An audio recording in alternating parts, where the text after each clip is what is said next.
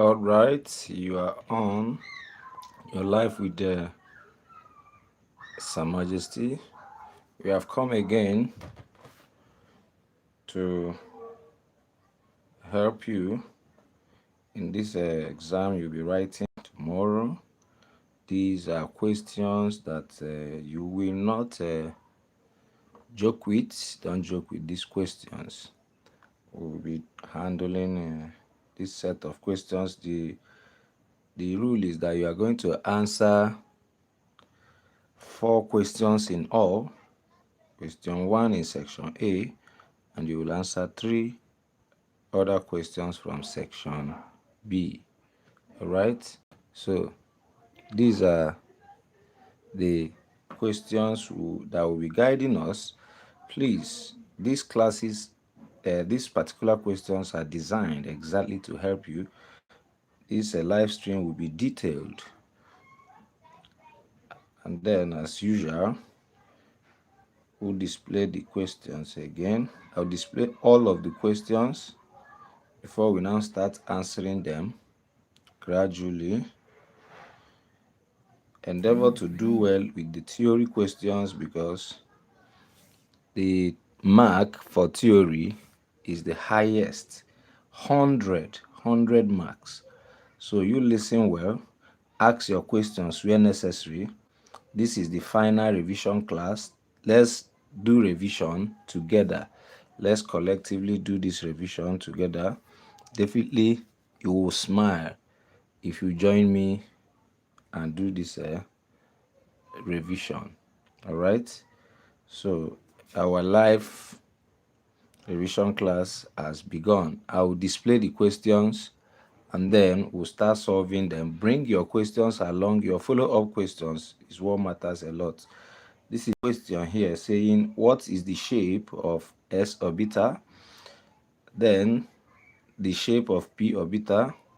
Which ion has the following compositions? 0 electron, 2 protons, and 2 neutrons. Which ions have that? Then the following table shows the melting point and the boiling points of oxides of the elements X, Y, and Z. They say, you see the thing here, they now ask us, what type of bond binds X, Y, and Z respectively to oxygen in their oxides? They say, explain briefly how the bond in Z2 oxide is formed. What type of forces holds the molecules of Y2O and Z2O respectively? Just from okay, you're welcome. Thank you. We resumed late, but we are going to be very detailed today, so get yourself prepared. Share this link of this revision class. Okay, we are done with this question. We'll bring the complete question now. The follow-up will now be define the term functional group. This is organized to cover all different fields that you might see tomorrow. Define functional group. Consider the following compounds. You see, this compound might be confusing, but this is actually an ester. And as it states the functional group, name the compound. When you state the functional group here, you also name the compound. Then the next question says, name the class of organic compounds that could be identified using each of the following. I hope it's very clear on the screen. So we go to the next set of questions. These questions are very interesting. You don't joke with them. This one says, what is a disproportionation reaction? The AII says, write one equation to illustrate a disproportionation reaction. Then B says, define the following terms: condensation polymerization, addition polymerization, plastics. Okay, so the focus is giving trouble. I think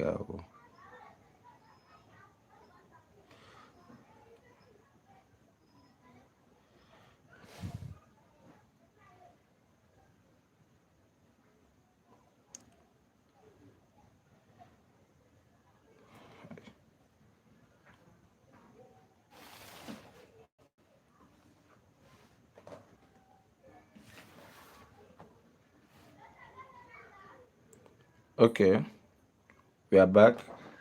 Disproportionation reaction, we are told to define it. You're welcome, you're welcome. So, write an equation to demonstrate that. Then we are saying define polymerization reaction.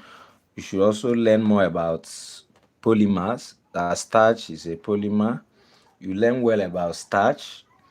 Also, you can go further, learn glucose, addition polymerization. What are plastics?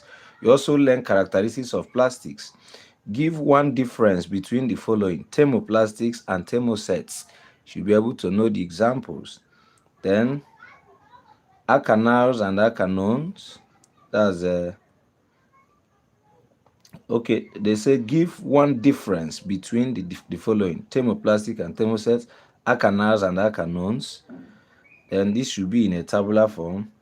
And D is all about hydrocarbons, which is telling us the three different hydrocarbons X, Y, and Z on analysis gave the following results. X decolorized bromine water but showed no visible reaction with a solution of silver trioxonitrate 5 dissolved in ammonia. Y burnt with a pale blue non-luminous flame and showed no visible reaction with ammoniacal copper 1 chloride. Z formed a whitish yellow precipitate when reacted with silver trioxonitrate 5 in ammonia.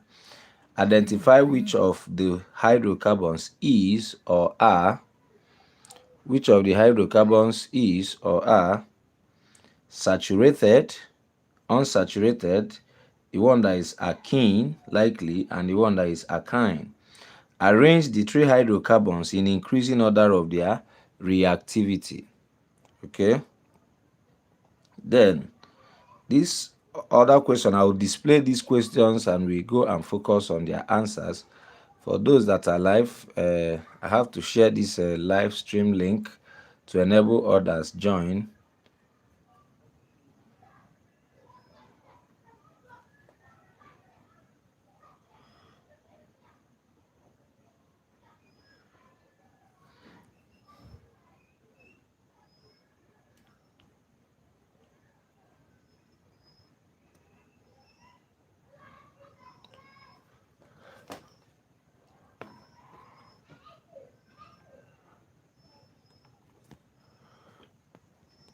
Bring in your questions as we answer these or follow-up questions. They are necessary.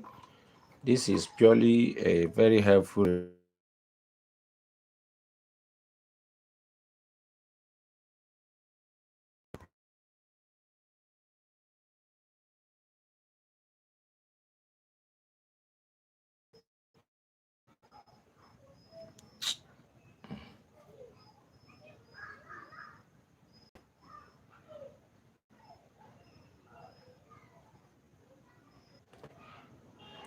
Okay, we are back. We are back to continue the displaying of the questions. So, please, this is a revision class, and when I will be answering the questions, your job is to ask follow-up questions. This is a revision class, okay? All the Mr. and Mrs. Actual. This is Her Majesty Easy World doing the revision. So you listen well and follow up. Ask your questions. This is to help you. That's why I started displaying the questions. When I finish display of the questions, we can now start answering them one after the other. The other question here says, what is an ion? B says, state the role of each of the following substances in the treatment of river water. Thank you, Elijah. So, what is the function of sand bed, chlorine in treatment of water, alum?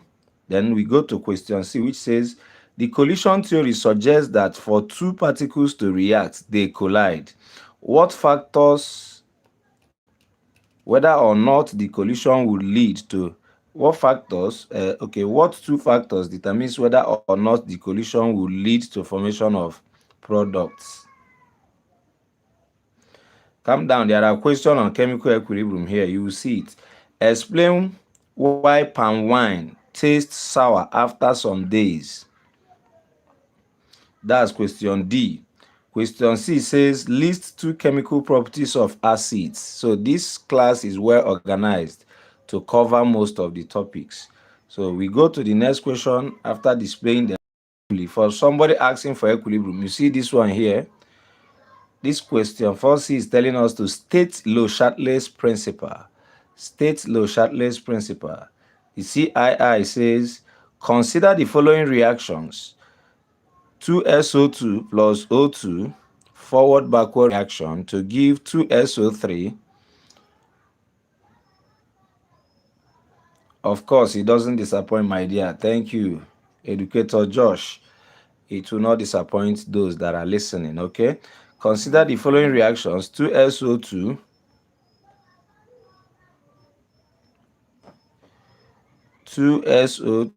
plus I'm trying to attend to some charts and at the same time, so please pardon the way I'm repeating.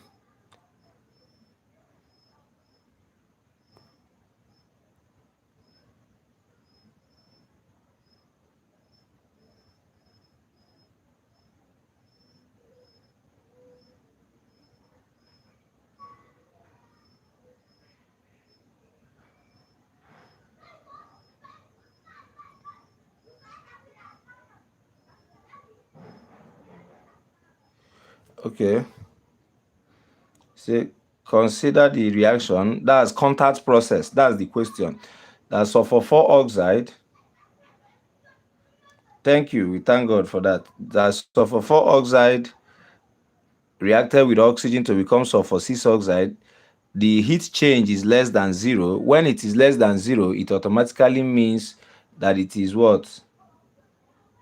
It is an exothermic reaction. Any number less than 0 is a negative number. Then state two factors which determines atomic radius. The other one says state I, one similarity and two differences between 1s orbital and 2s orbital. You will state one similarity and then two similarity between 1s orbital and 2s orbital. All right, we go to the next question. I believe is a bit clear on the screen.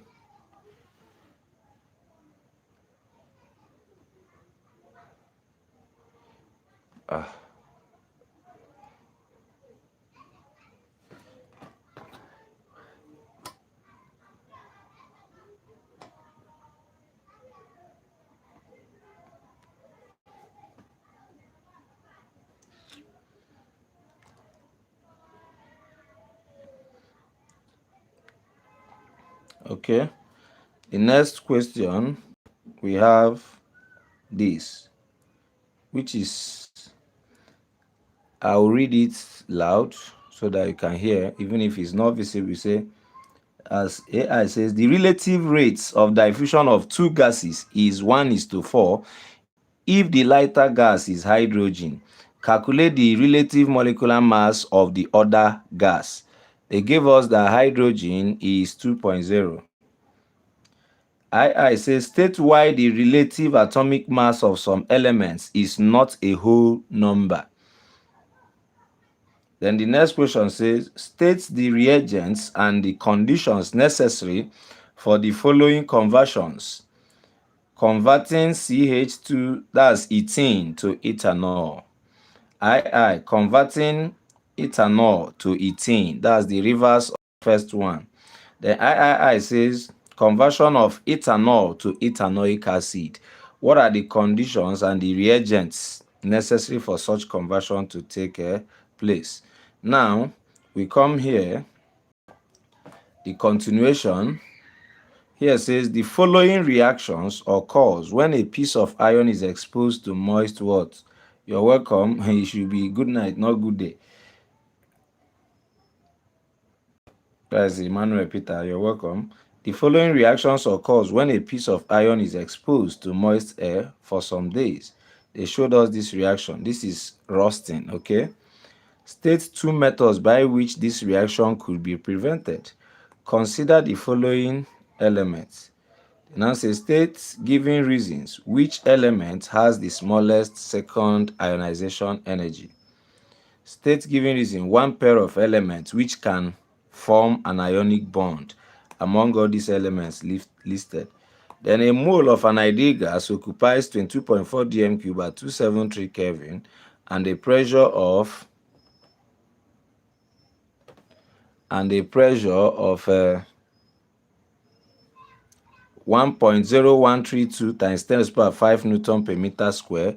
Determine the gas constant R. State one way to reduce about by induction. For each of the following compounds, write the structure of an isomeric compound which satisfies the indicated property. So this is about isomers, okay?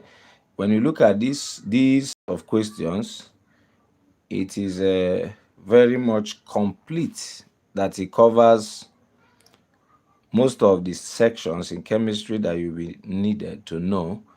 You need to know before entering your hall tomorrow, right? So this, we have read this question.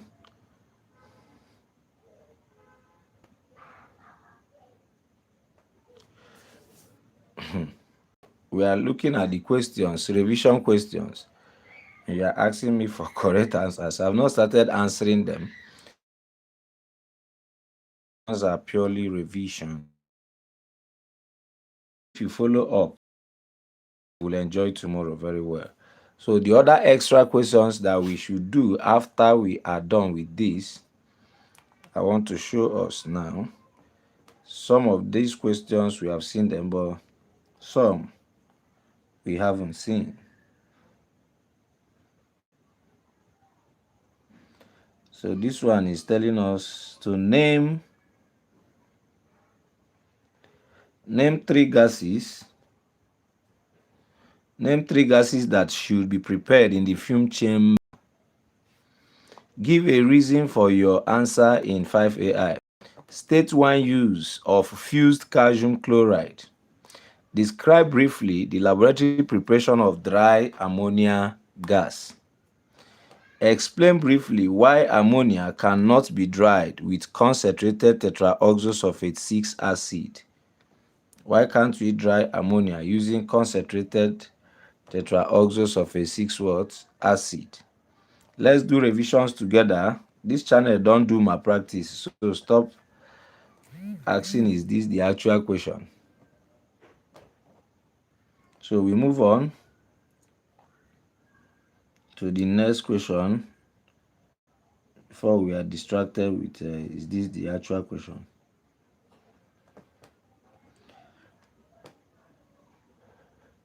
We continue.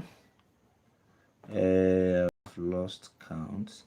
Okay, name three gases that are prepared in the fume chamber. That's what I was saying. State one use of fuse. Describe briefly the laboratory preparation of dry ammonia gas. Explain briefly why ammonia cannot be dried with concentrated tetraoxosulfate 6 acid. Name the gas produced during the action of warm dilute HCl on iron 2 sulfide, II, mixture of iron 2 and sulfur. Then describe one chemical test to identify the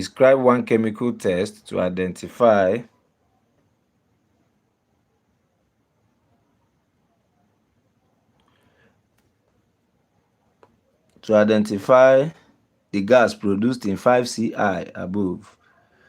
Give the reason why. Copper 2 tetraoxosulfate 6 solution. Give the reason why copper 2 tetraoxosulfate 6 solution is added to zinc and what?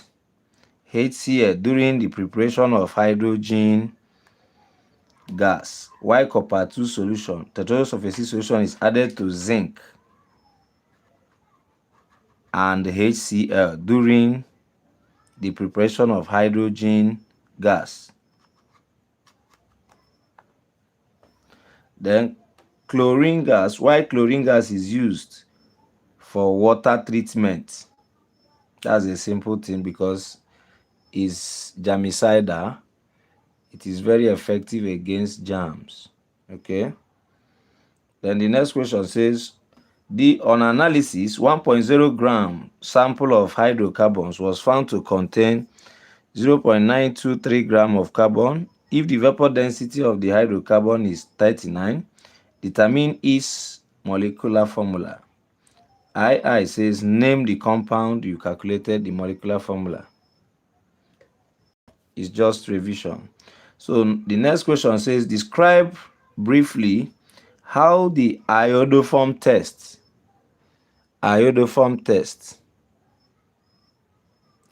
describe briefly how the iodoform test can be used to distinguish between 1-butanol and 2-butanol. How do we use iodoform test to distinguish between 1-butanol and 2-butanol? One is primary alkanol and one is secondary alkanol, and it is only sensitive to primary. That's iodoform test. Then the next one says, explain briefly. Okay, no, I'm jumping. Distinguish between butanol and then the next one states any observations made in tests. In the test, what are the observations when you are doing iodoform test? Then they say explain briefly each of the following terms: activation energy, ineffective collision. The next question that follows says, explain briefly the abnormal behavior of ammonia, water, and hydrogen fluoride when compared with other hydrides. Give 2 reasons of the abnormal behavior explained in 3CI. Study the following reaction scheme and use it to, okay, this was omitted in the, I didn't include it, but this question says, we have finished with this name. This is, I think it appeared 3 times.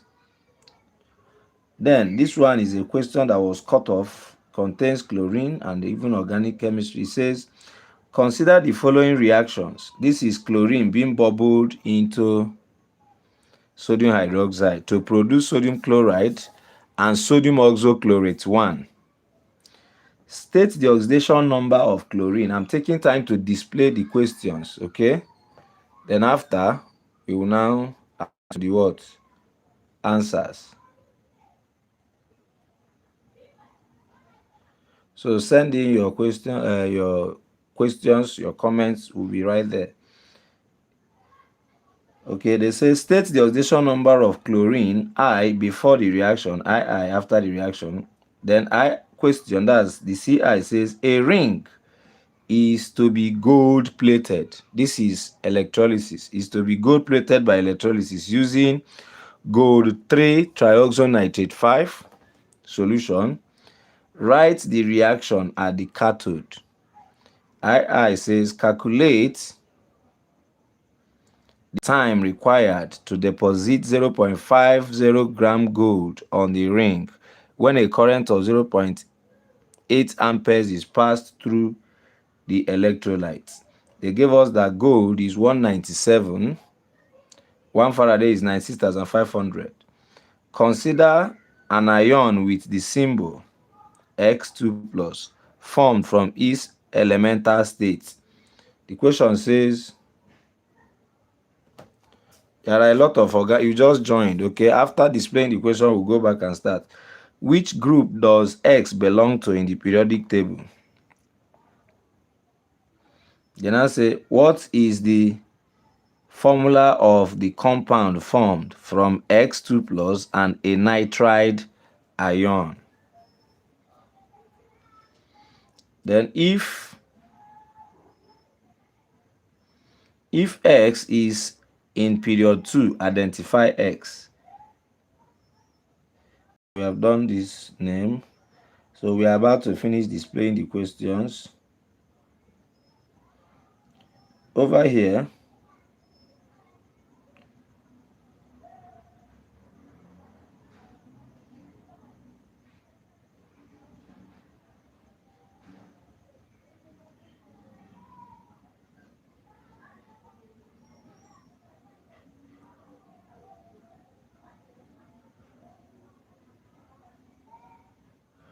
okay,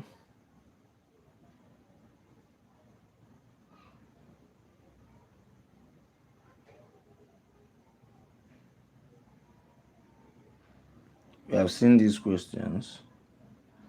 Here it says, consider the following lists of elements: nitrogen, fluorine, aluminum, and potassium. Which of the elements forms diatomic molecule with a triple bond? II says, which of the elements is the most reactive electropositive element? Which of them forms amphoteric oxide? IV says, is the most reactive nonmetal. Question B here says, state what would be observed if chlorine gas is passed into an aqueous solution of 1. Iron 2 chloride, 2. Potassium bromide. Give the names of the products in 2Bi 1 and 2Bi 2. Okay. Now this one says, you're welcome, my dear. This one says, write an ionic equation to represent each of those equations. Suggest the type of reaction. State two differences between conductors and electrolytes. Consider the reaction represented by the following chemical equation. We have considered it. Look at it. It's all about ammonia reacting with H2SO4 to give ammonium tetraoxosulfate 6. Okay. You're welcome. This is a revision class, please. Let's do revisions together. I know you have been exhausted by your English. I believe with this pattern we'll be able to do the revision collectively. So determine the mass of ammonium tetraoxosulfate 6 that will be produced from 85 grams of ammonia. This is stoichiometry. Consider the following reaction equation. Okay, we've done this one. We are going back now to start solving the questions one after the other. We come back here, following them gradually. Your job is to listen to the explanation very well to help you. They said, what is the shape of S orbital? S orbital is spherical in shape. Spherical in shape.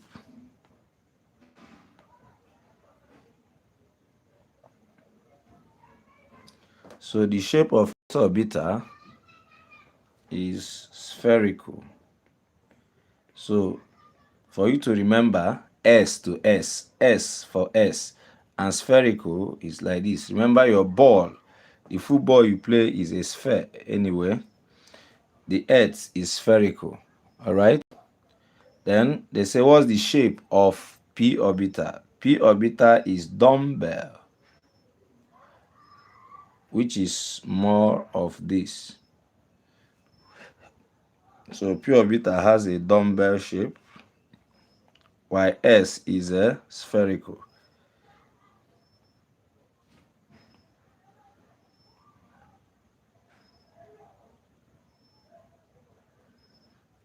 And here is a more like a S, but not, I mean more like a circle, but we use the word spherical. Then which ion has the following compositions? 0 electron, 2 protons. Yeah, you just listen well. I will explain everything. 0 electron, 2 protons, and 2 neutrons. So since the electron number and the proton number are no more equal, it means it's positively charged. It has excess proton. So we are talking about something that must be X2 plus, because electron is gone And when you check it, proton is not lost.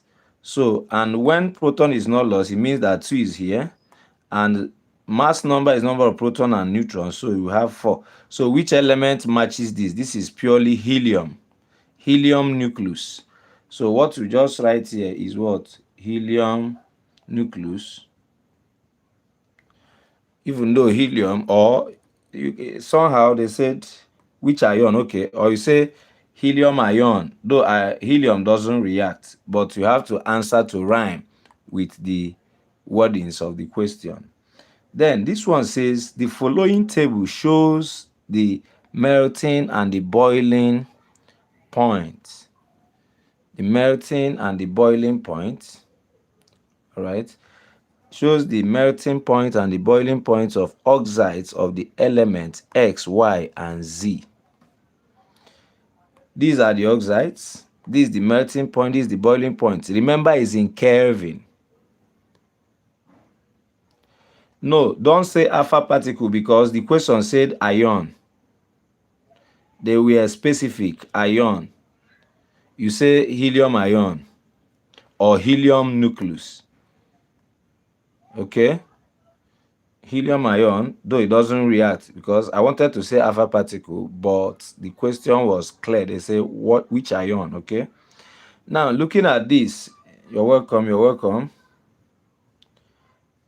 Say the following table shows the melting points and boiling points. I'm reminding us that these melting points and boiling points are all in Kelvin. So watch well, X2O, 1403 Kelvin, which is very high. So metals have high melting point and high boiling point. Is that clear? So the melting point is obvious that X2O is a basic oxide, meaning is an oxide of what? Okay, thank you for the decision will not be in vain, okay? For you to listen. Your job is to listen well.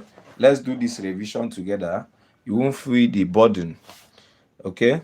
So if you find out that this is because it has high melting point, it shows that this is ionic compound. And the characteristics of ionic compounds is that they have high melting and high boiling point. But check this one. Y2O has 273 Kelvin as its melting point and 373 Kelvin as its boiling point. Guess what? Y2O is water. The only thing that will confuse students is that they will not remember that this thing is 100 degrees. Water boils at 100 degrees.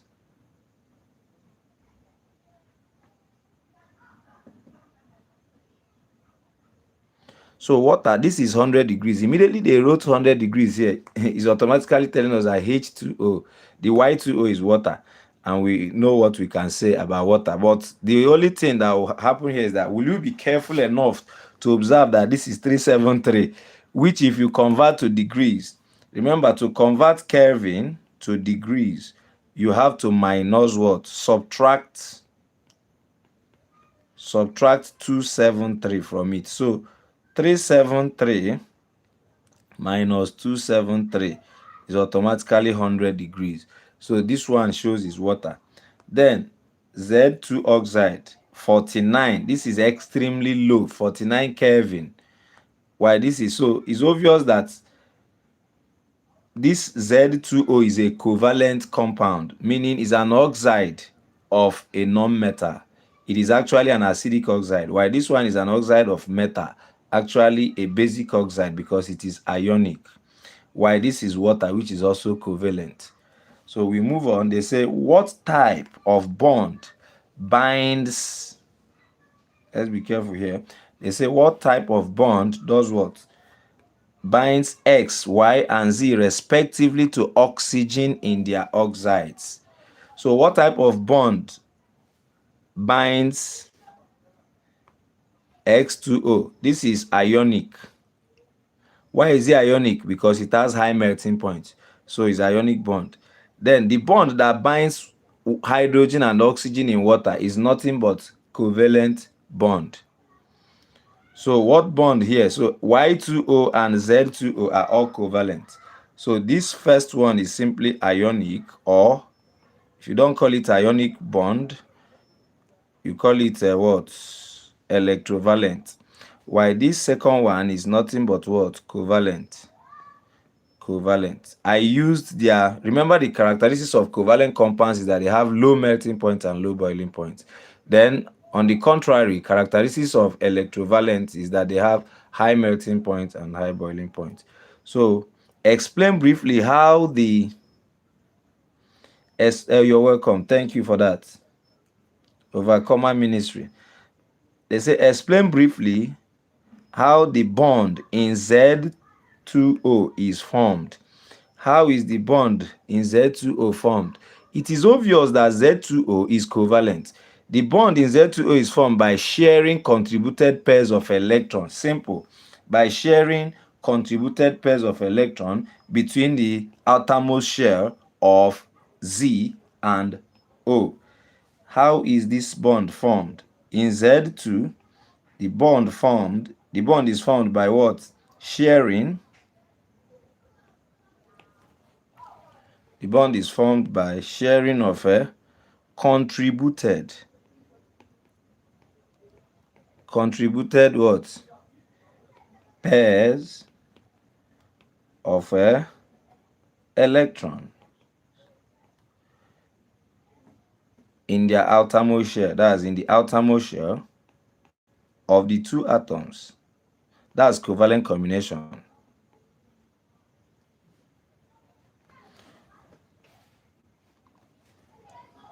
Of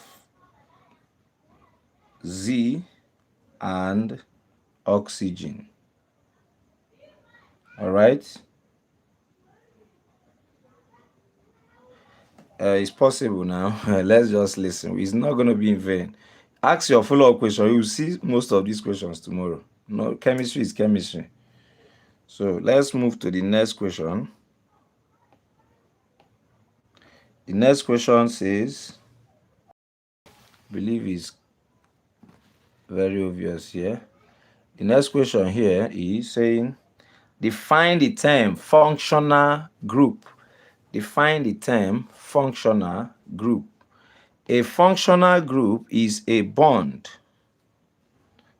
an atom, or groups of what?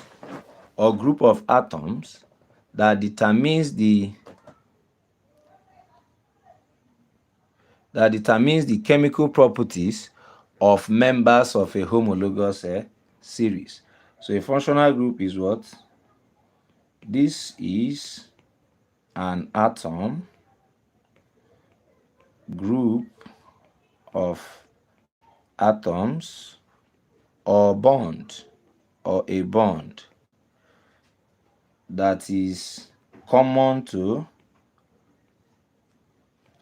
members of a homologous series that determines their chemical property. That determines their chemical properties. So a functional group is a kind of identifier. So for example, if you come to alkanes have carbon to carbon single bond as their functional group. Alkenes has double bond, while alkynes has triple bond. Then alkanols has OH as the functional group. Okay, so OH is the functional group. It is the chemical identifier of members of a homologous series. It's just like your family, you have the same surname. So a functional group is having as somehow the surname of the members of a given family in organic chemistry. It can be a bond, an atom, or group of atoms. Like here is a bond, but OH is a group of atoms that determines the chemical properties of members of a homologous series. It is common to all the members. And since it's common to all the members, their nomenclature, the nomenclature of members of a family also lies on that functional group. Like if you have carbon to carbon single bond, your name must end in "ane". If you have OH, your name must end in "or". Okay? Or alkanol. And then if there are two carbons, we now call it ethanol, propanol, butanol. So let's proceed. All right. The follow-up question here says, consider the following compounds. Let's consider these compounds. Consider the following compound. This is something that will dribble students away. They will never understand this thing until you tell them. This is a simple thing you know. So if you see any structure in exam, don't be afraid. Don't quickly conclude that you don't know it. Calm down and look at this structure. Do you know this structure?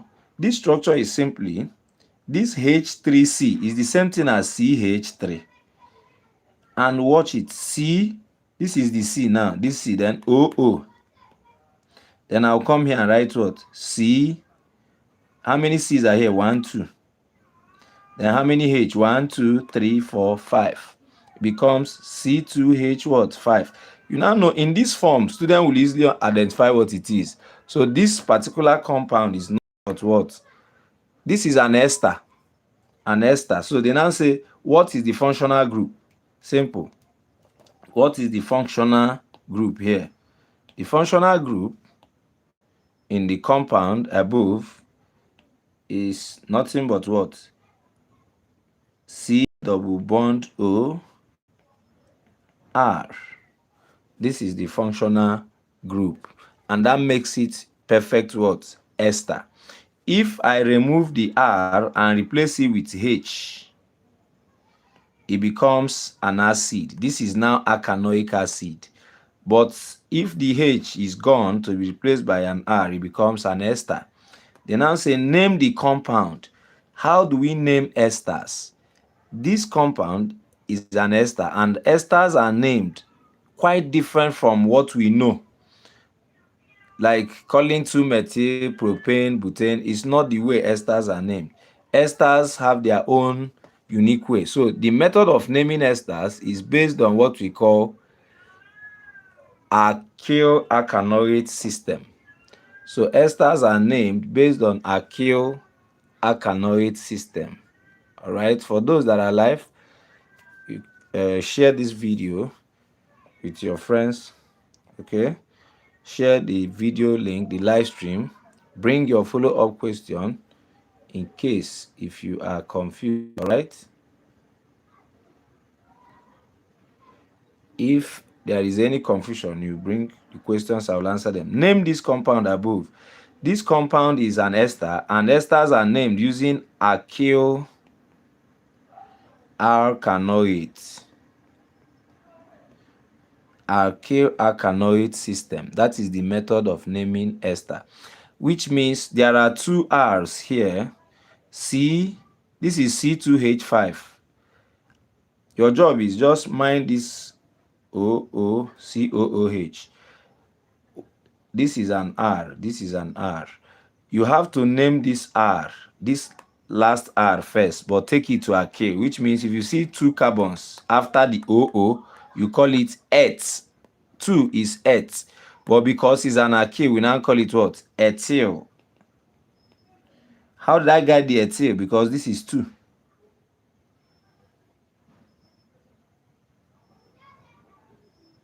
So this is ethyl.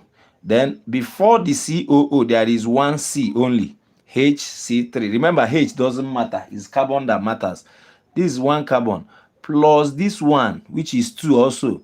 But you take the other, this one to alkanoate. So if I count 3 carbons here, I'll call it propanoate. If I get 1 carbon here, I'll call it methanoate. But I got 2 also. This time around, it becomes ethyl what? Ethanoate. So that's the name of this compound. You might also be told to name the individual compounds that form this compound. What are the individual compounds that form this compound? They are what? Ethanol and ethanoic acid. Ethanol and ethanoic acid. How do we know them?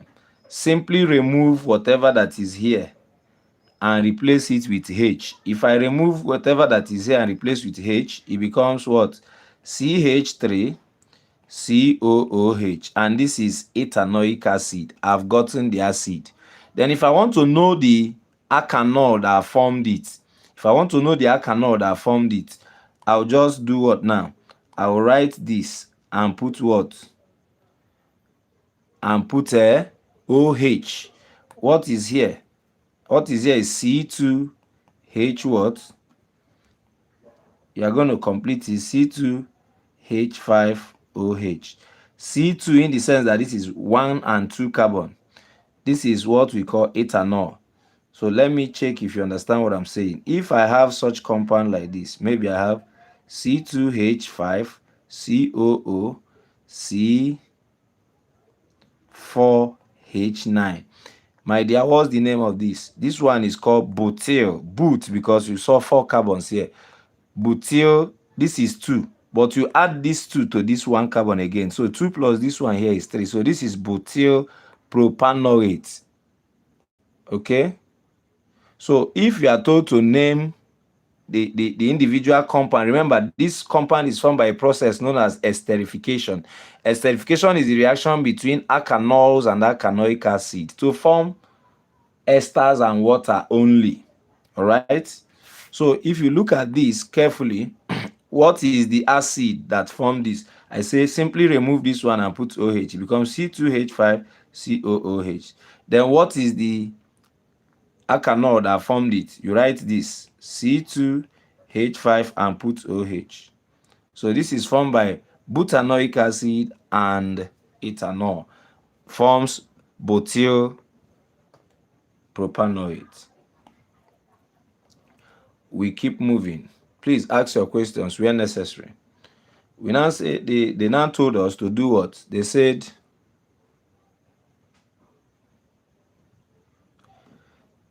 here, name the class of organic compounds that could be identified using each of the following reagents. Using each of the following what? Reagents. Acidified tetraoxomanganese 7 solution. We use it to identify class of compounds known as what? Reducing agents. Simple. Why? Because KMNO4 is a strong oxidizing agent. Those that are live, you give this a live stream thumbs up, like and share. Then we say ethanoic acid and concentrated tetraoxosulfate 6 acid. What do we use this to identify? What group? Ethanoic acid and concentrated tetraoxosulfate 6 acid. They are all acid. We can use it to identify triazocarbonate 4. We can also use it to identify bases. So we use this to identify triazocarbonates 4 compounds. Why? Because they are acids and they will cause effervescence, leading to liberation of colorless, odorless what? Gas, which is CO2. Then sodium trioxocarbonate 4 solution. What do we use sodium trioxocarbonate 4 solution to identify? We simply use it to identify acids. We use it to identify dilute acids. You see how WAEC behaves. They will ask you here, the triazocarbonate 4 is the answer. They now come and sodium triazocarbonate 4. You use dilute acids, just like any other triazocarbonates. If you add acid to them, they will give you effervescent, colorless, odorless gas evolved. Okay? So state what is observed in each of the tests. 2bi. What is observed in first I? What is observed when you react acidified tetraoxomanganese 7 with reducing agent? What is observed? There will be what? There will be change. Decolorizes. The KMNO4 does what? Decolorizes. KMNO4 decolorizes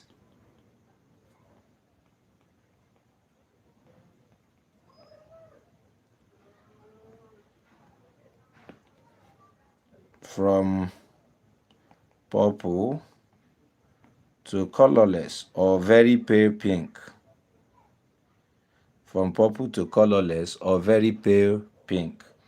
What happens in II when ethanoic acid reacts with tetraoxosulfacic acid or when ethanoic acid or any acid reacts with triazocarbonate, there will be what? Effervescence. Effervescence. Or you can say evolution of gas. There is evolution of gas. Effervescence occurred, colorless, odorless gas evolves. Colorless, or just you say gas evolve.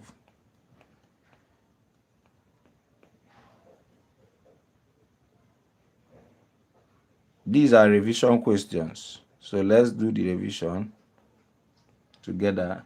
Then when sodium triazocarbonate 4 reacts with dilute acid, the same thing, effervescence. Effervescence occurs, leading to evolution of gas. Remember, effervescence means evolution of gas from liquid. So we go to the next question. It is unsaturated, which alkene, and okay, you are far behind, no problem. Then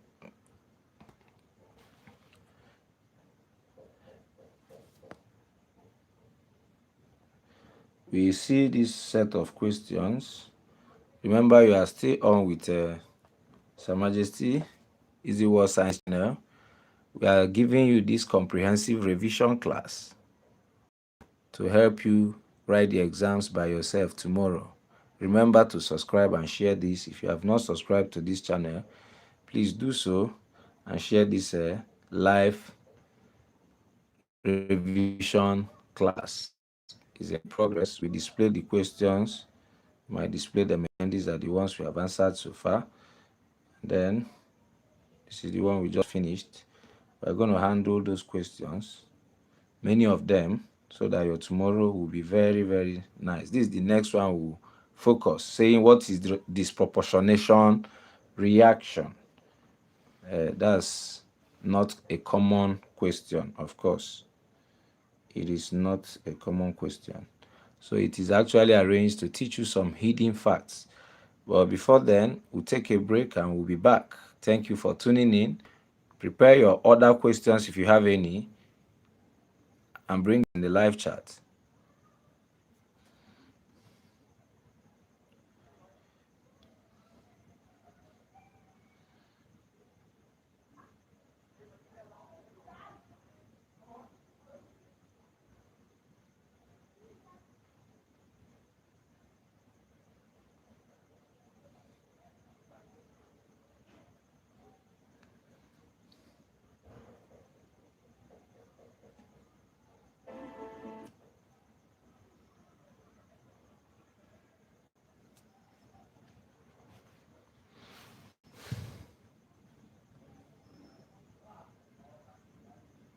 Adverts. Buy from me.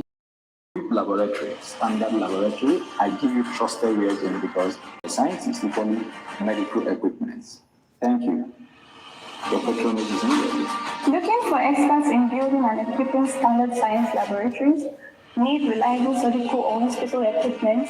Easy Word Science and Surgical Supplies Limited is your best choice for quality and excellence. We provide professional construction of standard science laboratories, high-quality laboratory equipment and reagents, durable surgical and hospital equipment, timely delivery of exactly the quality you request, expert guidance to assist you with any experiment or equipment usage. The scientific stay safe. Choose equipment and reagents that guarantee results and protect your health. Contact Easy World Science and Surgical Supplies Limited today. Majestic, reliable, affordable. Thank you.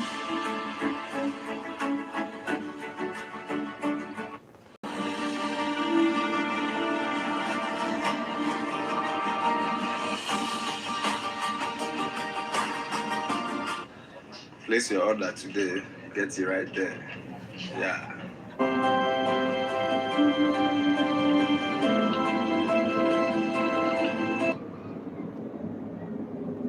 If you have learned something, please subscribe and share this video. Remember, you can access me across all the social media platforms with the name Majestic Tutorials. So if you want to experience where I am practicalizing this thing, you visit Her Majesty Easy World Science channel.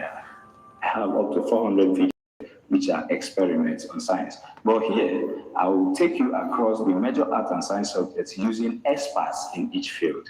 Thank you for watching. Hi, I can tell you that you can contact Majesty for your laboratory equipment and reagents. They are affordable and provide accurate results too. Sir Majesty's word only sells what he knows, and his patterns of delivery are sure and certain. Place your order today. Thanks for your patronage. Morning light, so bright, guiding me through the day.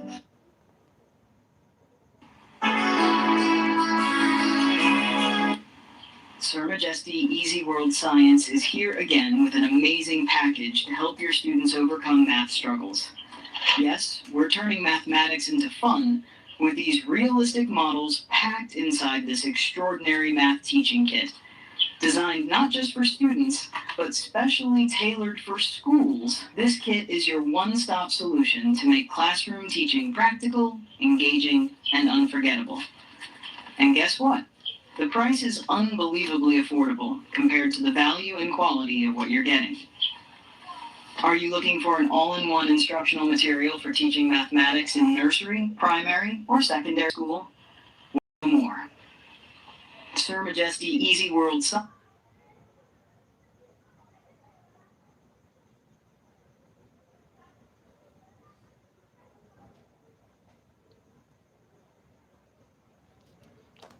All right, you're welcome back.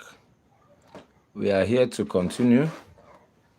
We are continuing with these revision questions, short questions, if you listen well to the explanations, okay? This is the expository time, and I'm calmly saying these things so that it's very clear.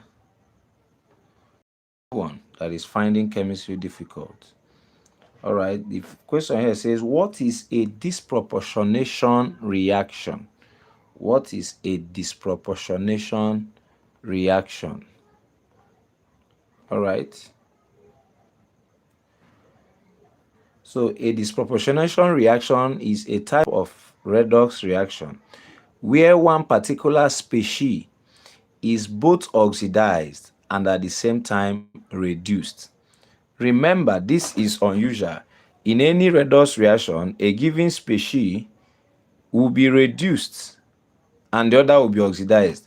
But in disproportionation reaction is a type of reaction whereby one species is both oxidized and reduced.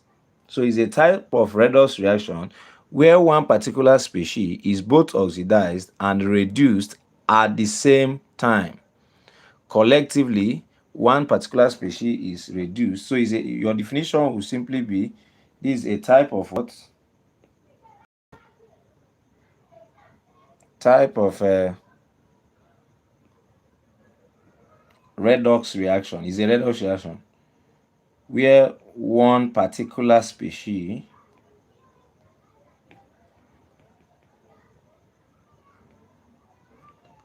is both oxidized and also reduced in the same reaction. So it is a disproportionation. That's what it means. Okay. Then they say, write one equation to illustrate a disproportionation reaction. Simple. The decomposition of hydrogen peroxide is a disproportionation reaction. H2O2 decomposes to give 2H2O plus O2. That should be 2 here. So the equation balances. Now, why is this a disproportionation reaction?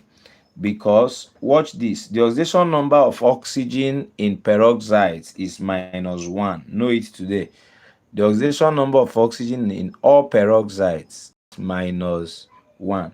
Apart from peroxides, the oxidation number of oxygen is -2. So in hydrogen peroxide, the oxidation number of oxygen is -1, but when you come to water, the oxidation number of oxygen is -2. minus 2. Then if you come to oxygen element as an element is a diatomic gas, of course. The oxidation number here is 0. Now, if you carefully watch, let's move. This place, oxygen, move from -1 to -2. My dear, if the oxidation number of a species move from -1 to -2, it is reduction. Why? Because -2 is less than -1. So we have reduced this peroxide ion to normal oxygen ion. The same oxygen changed from -1 to 0. If you move from -1 to 0, this is purely what? Oxidation. So in this equation, oxygen is both reduced and oxidized.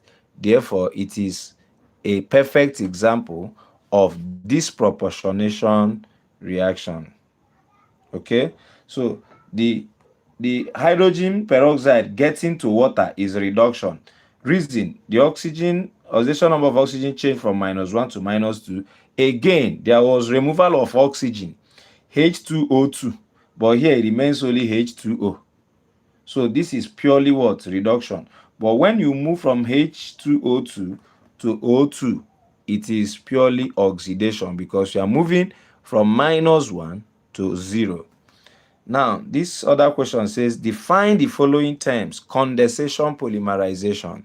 What is polymerization first? This is the linking or the joining of simple lower molecular weight units called monomers to form a large molecule or giant molecule known as polymers. If you are live, your job is to listen to my explanation and ask your follow-up questions. Okay? So it will do us more good than being busy saying fake or real. Chemistry is chemistry, is well organized. All of my past live classes never failed those that listen. Okay?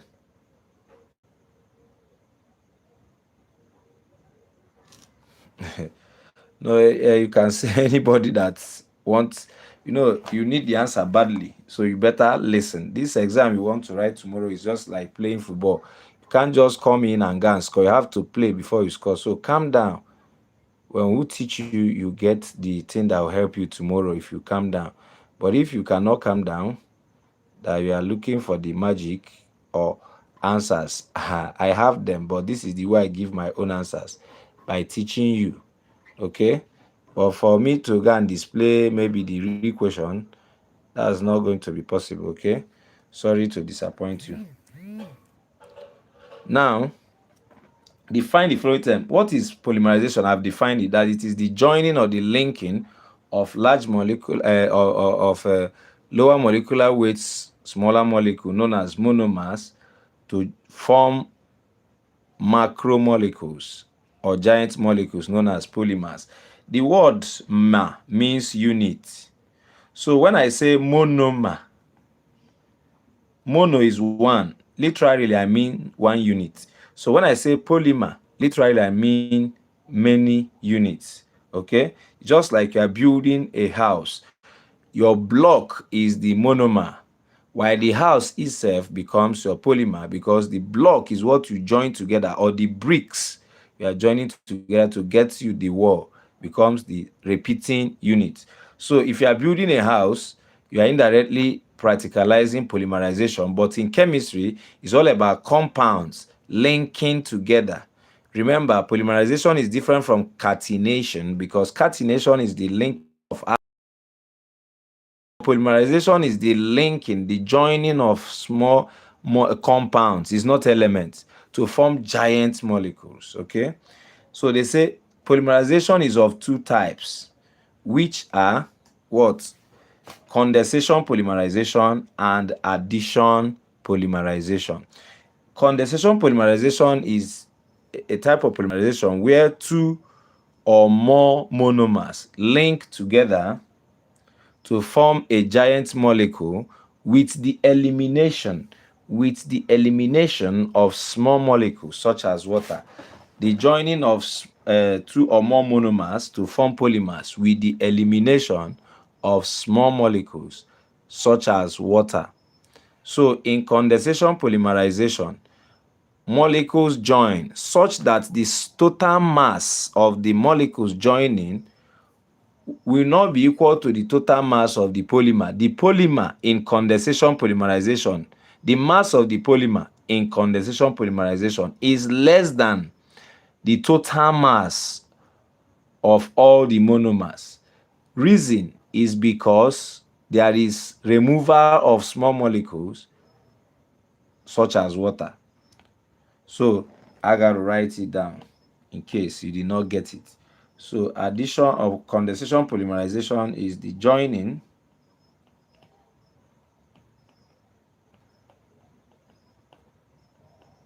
or linking together, linking of two or more what? Or more monomers, linking or joining of two or more monomers together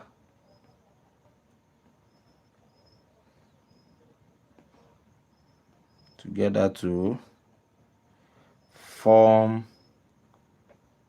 polymers, to form a polymer with the elimination.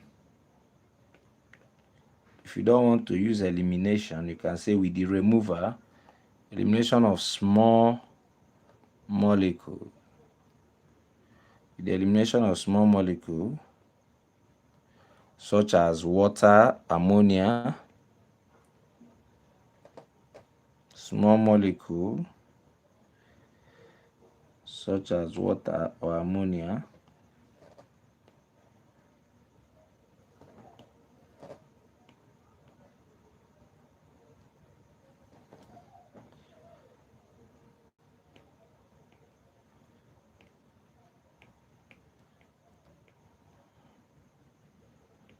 ammonia or HCl. So HCl, water, that's H2O or NH3, are the common molecules lost during condensation polymerization. I want to use small condensation polymerization to teach you, like if you come to the joining of monosaccharides gives you polysaccharide, okay? When you have many monosaccharide joints, like glucose linking together, will give you disaccharide. When there are many of the glucose, it will give you starch. Remember that starch is a polymer together with cellulose. They are giant molecules. And then if you want to represent starch, you simply use a monomer, and the monomer of starch is simple sugar, which is C6H12O6 bracket N. This N can be any number. This is a polymer. This is indirectly generalized representation of starch. Okay, but the units joining together to form the starch is glucose. That's why when you break starch down, that is hydrolysis, you get glucose back. Okay, if you have a question, go on, I'm listening. You don't need to introduce it, just ask your questions. If you have any, you don't need to introduce your question before you ask the question. The live stream is free.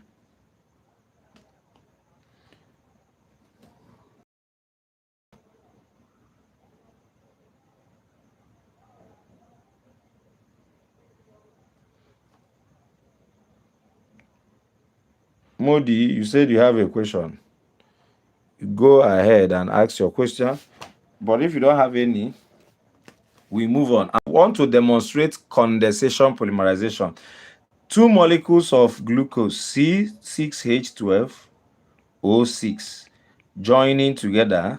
Two molecules of glucose will join together to give you, that should be maltose, of course, to give us maltose, which has the formula. Watch this.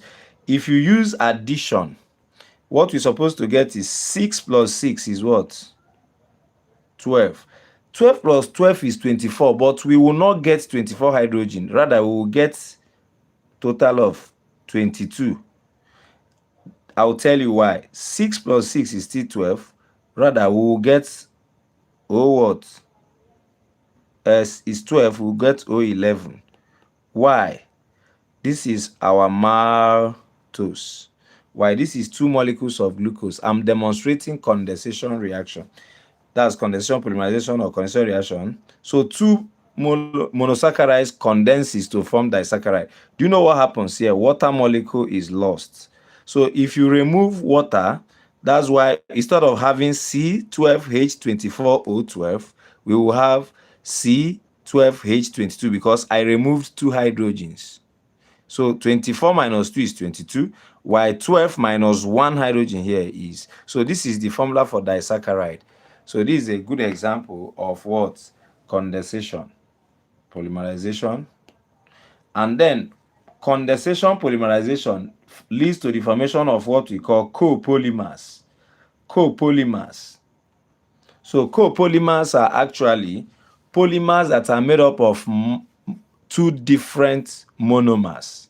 When the thing joining are not the same, like watch, if A plus A link with B, with A and B linking together, this is copolymerization.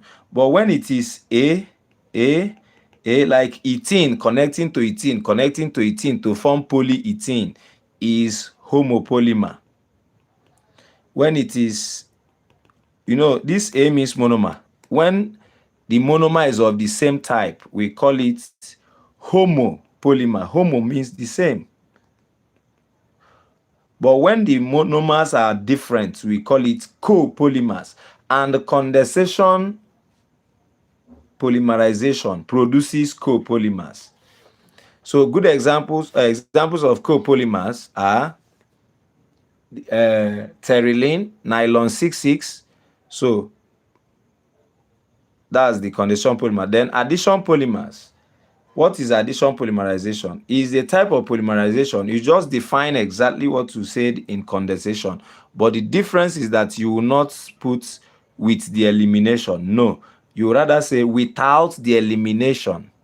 So addition polymerization is the joining or the linking of 2 or more monomers together to form a giant polymer without the elimination. In addition, it is garbage in, garbage out.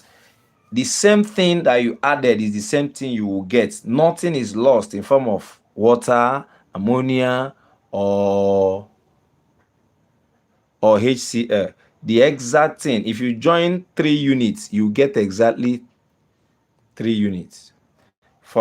That's addition. Let's assume 3 molecules of ethyne. Ethyne is C2H2. When 3 molecules of ethyne polymerizes, it will give you benzene, C6H6. This type of polymerization is called addition polymerization. Why? Because 3 molecules, not 2 molecules. When you say 3 times 2, it gives you 6. 3 times 2 gives you 6. Nothing is lost. Unlike the glucose own I demonstrated. I don't know if I've cleaned it. Okay, I think I've cleaned that. I've cleaned it. Sorry about that. So that of glucose that I demonstrated, we had C6H12O6 times 2. Instead of getting C12H24, we got C12H22O11 because we removed water molecule. That is condensation. Okay. Then addition polymers are actually homopolymer. Examples of addition polymers. I have given you example of condensation polymer. I said nylon 66 are examples of condensation polymers. Nylon, that nylon you use to package something. Then terylene is also condensation polymerization. Examples of addition polymerization is what? Polyethene. Any of those things that ends in polyethene, that's it. Remember, bakelite is also a condensation polymerization. Bakelite, which is the first synthetic polymer to be produced. Bakelite, because it has, remember, condensation polymers for different monomers. All right. So examples of addition polymers include polyethene, polystyrene, polyvinyl chloride, that is PVC, or polychloroethene. So these are addition polymers. Then I say, what are plastics?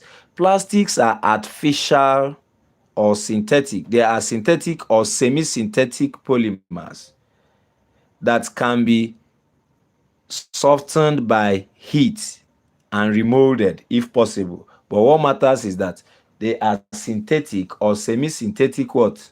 Polymers that can be melted and remolded or molded into desired shape. Anything that is a synthetic polymer or semi-synthetic that you can melt and mold into desired shape is what? A plastic. So all these polymers I've been calling are discussed under plastics. We have two types of plastics, which are thermosets and thermoplastics. Thermosets are only softened and molded, not remolded. They are softened and molded only once. Once you soften and you mold them, they take only one shape. So if you make mistake in shaping them or after using them when they get old, you cannot what? You cannot in any way remold it. Okay? But thermoplastics are those ones that can be melted and remolded. If you watch well, there are people that gather some used bottles like pet bottle, and most of them pet bottle is the bottle we use for pure water. Okay, so those ones cannot be remelted, they cannot be remolded.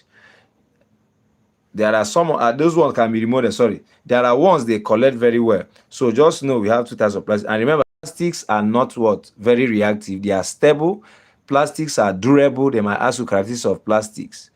Plastic is light in weight. It is a bit, of course, stable to the environment. Remember, all plastics are artificial, that's synthetic or semi-synthetic. Give one difference between the following: thermoplastics and thermosets. I've said that already. Please, thermoplastics can be softened and remolded, while thermosets hardens only once. They cannot be softened and they cannot be remolded. Then, this revision will help you both in your objectives and in your theory questions. For those that are still live, give this video thumbs up. Okay, the live stream is still in progress. It will be okay if you give us a thumbs up, give us a heart there, and share with your friends, those that need this. So share it to get to them. So thermoplastics can be softened and remolded several times, while thermosets are only molded once. They cannot be remolded. They cannot be softened and remolded. All right. Example of thermosets is urea methanol, which is the bakelite. So you cannot remold it. But polyethylene, polystyrene, polyvinyl chloride, they can be remolded, which makes them thermoplastics. Differentiate between alkanals and alkanones. Both alkanals and alkanones are actually carbonyl. This is a similarity I'm saying. Remember, in exam, any difference, all differences should be in tabular form. Tabulate your differences. Okay? So, alkanals, alkanones. See the functional group. I want to draw something so that you understand.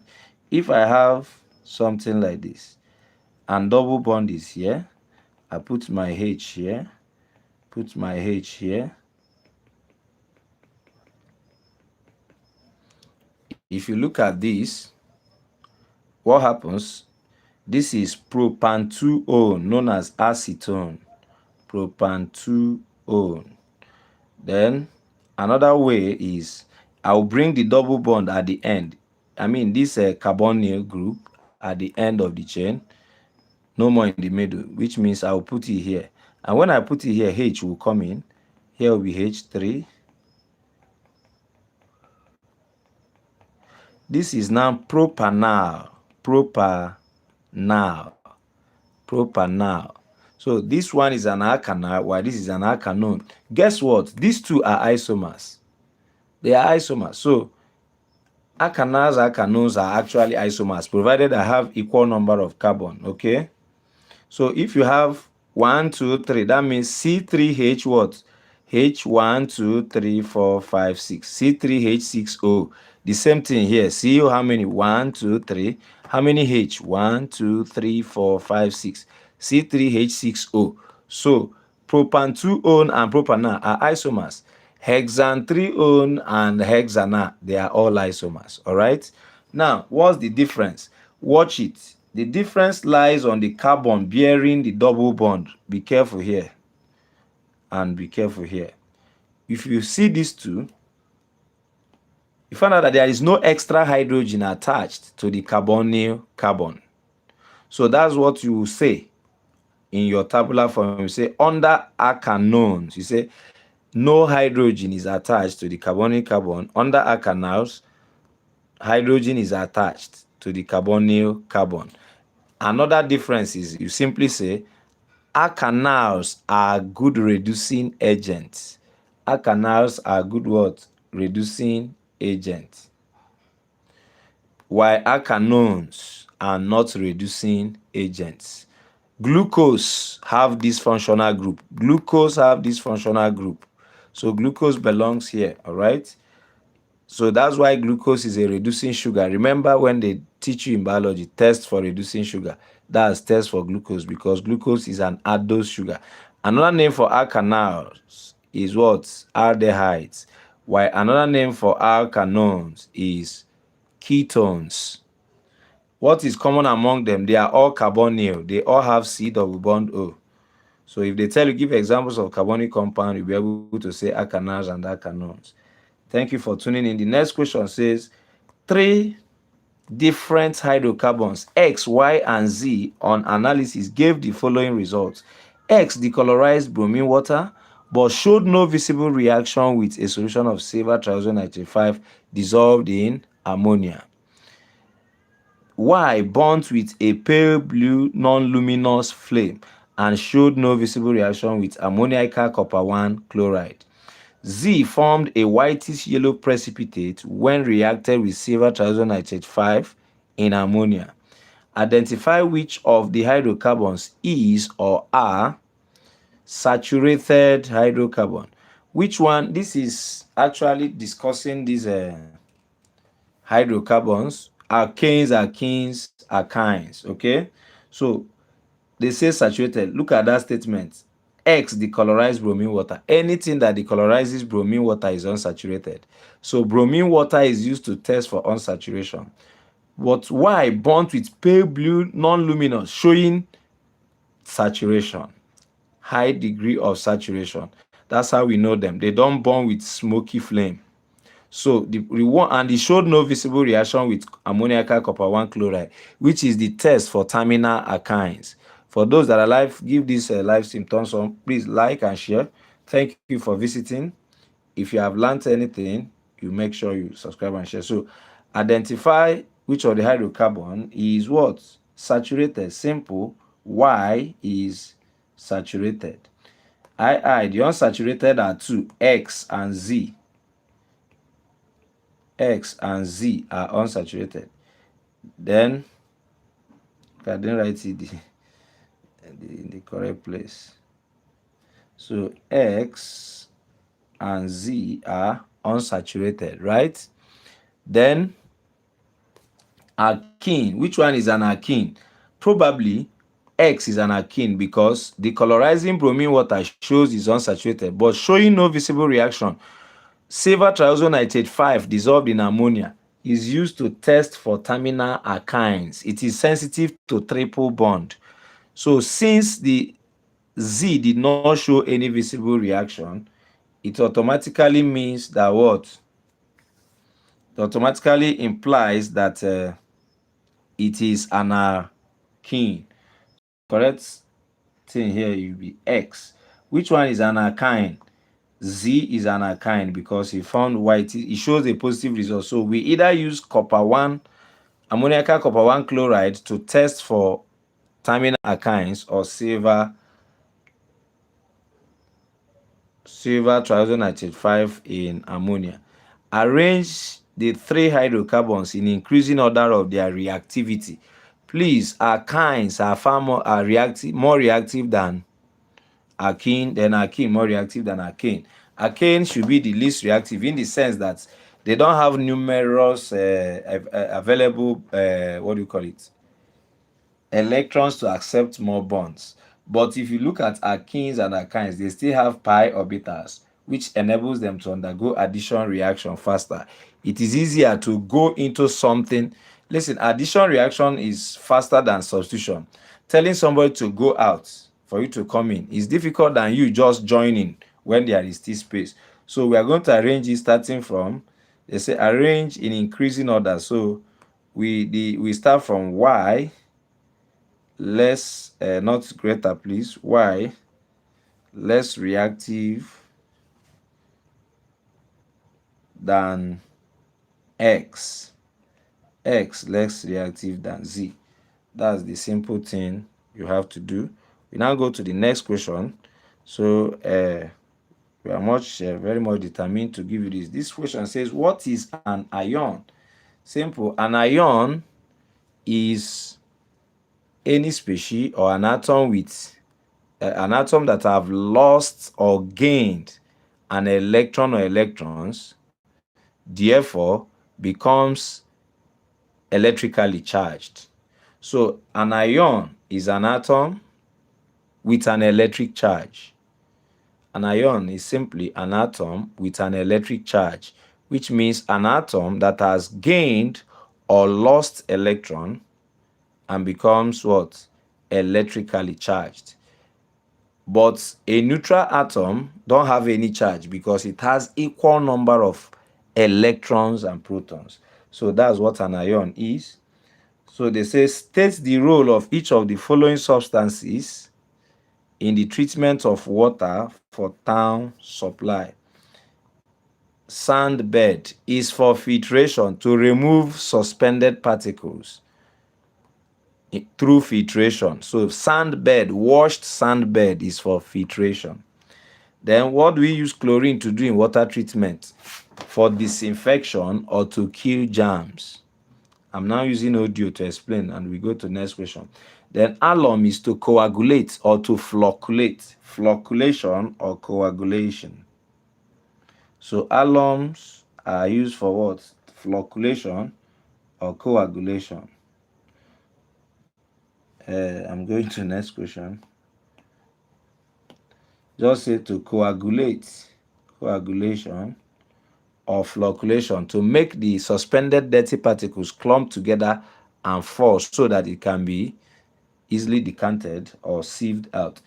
They now say, question C says, the collision theory suggests that for two particles to react, they collide. What two factors determine whether or not the collision would lead to formation of product? There is an omission here. Determines whether or not the collision would lead to formation of products. One is that the collision must generate enough force, or number one, the collision will generate enough energy that is equal to or more than the activation energy. Okay. Number one, the collision should do what? Should generate energy that is equal to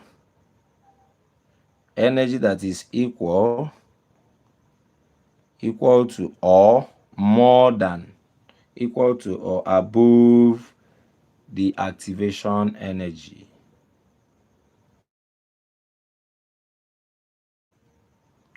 So you should generate something that is above or equal to the activation energy. Then the collision must happen in the proper orientation, because wrong orientation will not lead to that reaction. So collision should happen in proper orientation. Collision must be, or the particles must collide in proper orientation, must be in proper orientation. So these are the things that will determine whether the product will be formed, because when the collision, the energy generated is above the activation energy, it means that the reaction will proceed to form the product. Okay, but the collision, if it is in the right position, automatically in the right orientation, products will be formed. Okay. So the next one says, explain why palm wine tastes sour after some days. Because of the oxidation of the glucose to, if during the oxidation process, there is unfermented glucose in the palm wine when tapped freshly. The unfermented glucose gives it this sweet taste, but with time it tastes sour after some days. Why? Because of the oxidation of the glucose to what? Ethanoic what? Acid. Oxidation of the glucose, which is the sugar, to ethanol, and finally from the ethanol to ethanoic acid by microorganism due to the oxidation of glucose to ethanol, and finally to what? To ethanoic acids. And acids have sour taste generally. One of the general properties of or chemical physical properties of acid is that they have sour taste. So acids have sour taste. This one says list two chemical properties of acids. Simple. Acids neutralizes bases to form salt and water. No go kill yourself. Simple. Acids neutralizes bases to form salt and water. 2. Acids liberates carbon dioxide when reacted with triazo carbonate 4. Acids liberates carbon dioxide when reacted with triazo carbonate 4 compounds. Triazo carbonates 4 salts. Yes, liberating colorless, odorless gas. Then, thirdly, acids liberates hydrogen gas when it reacts with metals above hydrogen in the activity series. Acids, they say list, just list it. You don't need to go and write equation. Acids liberates or displaces, liberates or displaces hydrogen gas from metals above what? Above hydrogen in the activity series. Just to complete everything. So these are the chemical properties of acids. Okay, that's neutralization reaction, reaction with triazo carbonate 4, and also reaction with metals above hydrogen. Remember, it's called displacement reaction, while the first one, reaction with bases, means neutralization. So the next question here says, state Le Chatelet's principle. They give us an equation to consider. We have to state the factors. But before we continue, we'll come back, take little break, commercial break. Bring your questions in the comment section for those that are live. If you have learned something, give this video a thumbs up. We are still on with Sir Majesty Easy World Science channel. You contact us if you need anything about building your laboratory or learning sciences. We are here for you, all right? So these questions are revision questions. I just say, let us do revision together, all right? It will be boring and you are tired writing your English. So we are here giving you revision questions. So you listen well to my explanations, please. I'm going to give you the best explanation ever. If you calm down and rewatch this, I believe is going to be very, very helpful tomorrow. So we'll come back from the break. We look at these questions, these ones over here, and many more questions like this, together with the calculations where necessary. All right. And even these conversions. So this covers both organic chemistry, inorganic chemistry, and so many of them.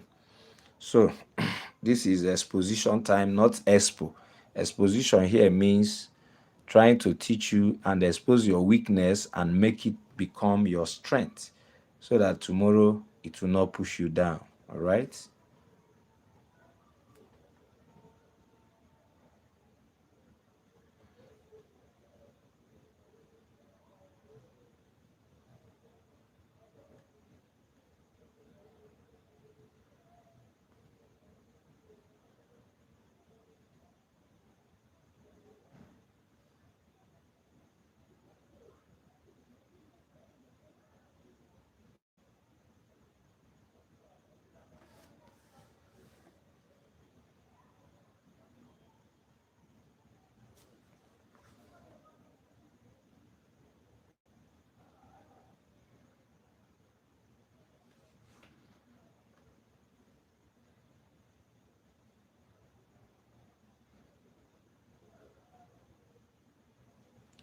We'll be right back, please. Just hold on a bit.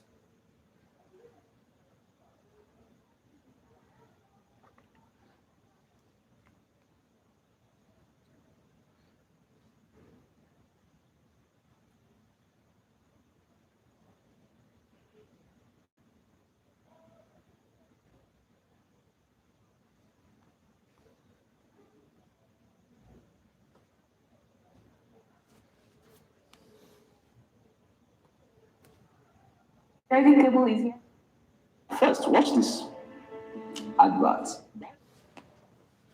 The majestic periodic table is here to rescue chemistry students everywhere struggling with the periodic table in classrooms, lecture halls, or laboratories. Worry no more. The majestic periodic table has arrived to solve 90% of the confusion students face. This masterpiece behind me is not just a chart, it is also a summarized chemistry textbook packaged into one powerful table.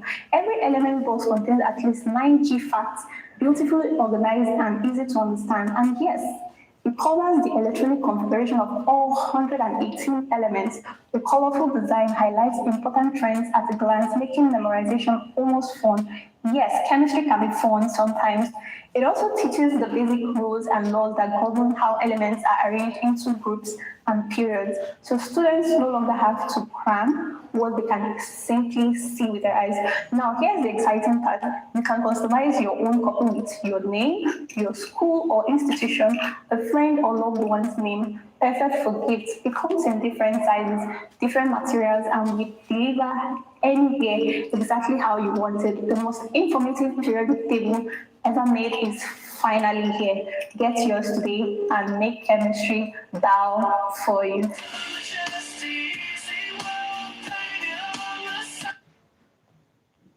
First, watch this advert. Buy from me, I equip laboratory, standard laboratory. I give you trusted reagents because I'm a scientist, medical equipment. Thank you. Your patronage is needed. Looking for experts in building and equipping standard science laboratories? Need reliable surgical or hospital equipment?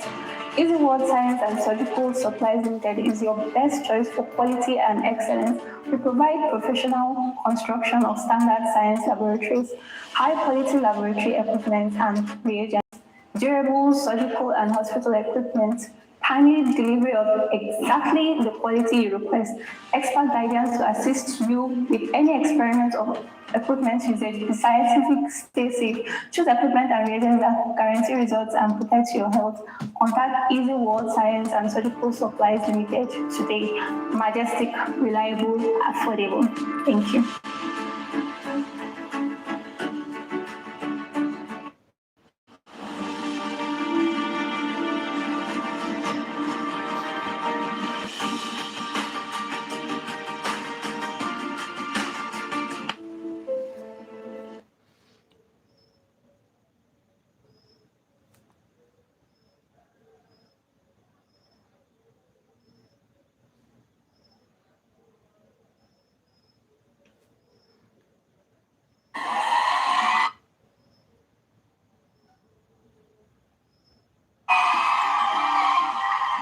Majestic Tutorials, your free school within school and after school, your complete online school.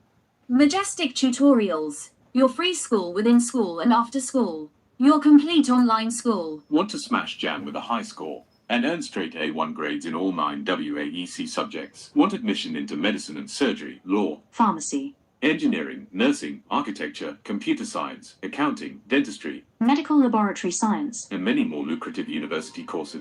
Then join Majestic Tutorials on YouTube and across all social media platforms today. Enjoy world-class lessons in all art and science subjects, completely free. Delivered by experienced and renowned tutors. Don't miss our live streams, final revisions, And exclusive study sessions. Call or WhatsApp +234 706 516 6217 to join now. Majestic Tutorials, where champions are made the majestic way. You can visit my second channel, Majestic Tutorials, where champions are made. As you are live watching for your WAEC, we also prepare you very much well during JAM. So during JAM, some of you will neglect us saying we do only WAEC. We are very okay with reliable teachers giving you shortcuts, the easiest way to do your calculations. All right, so don't forget that when you seek admission, when you buy your JAM form, you also come back here. We will guide you properly well, or you visit Majestic Tutorials. Many testimonies are there, so please don't forget. The one that helped you pass WAEC will also help you very well score high in your JAM. Some of you that followed us during JAM can testify. So let's go back, and then we'll display the remaining question. Remember, we are prepared to give you the best for now. I think here we are. Okay. So those that are live, you just subscribe and share. This question here says, state Le Chatelet's principle. It states that when a reversible reaction is in equilibrium, that a change in concentrations, pressure, and temperature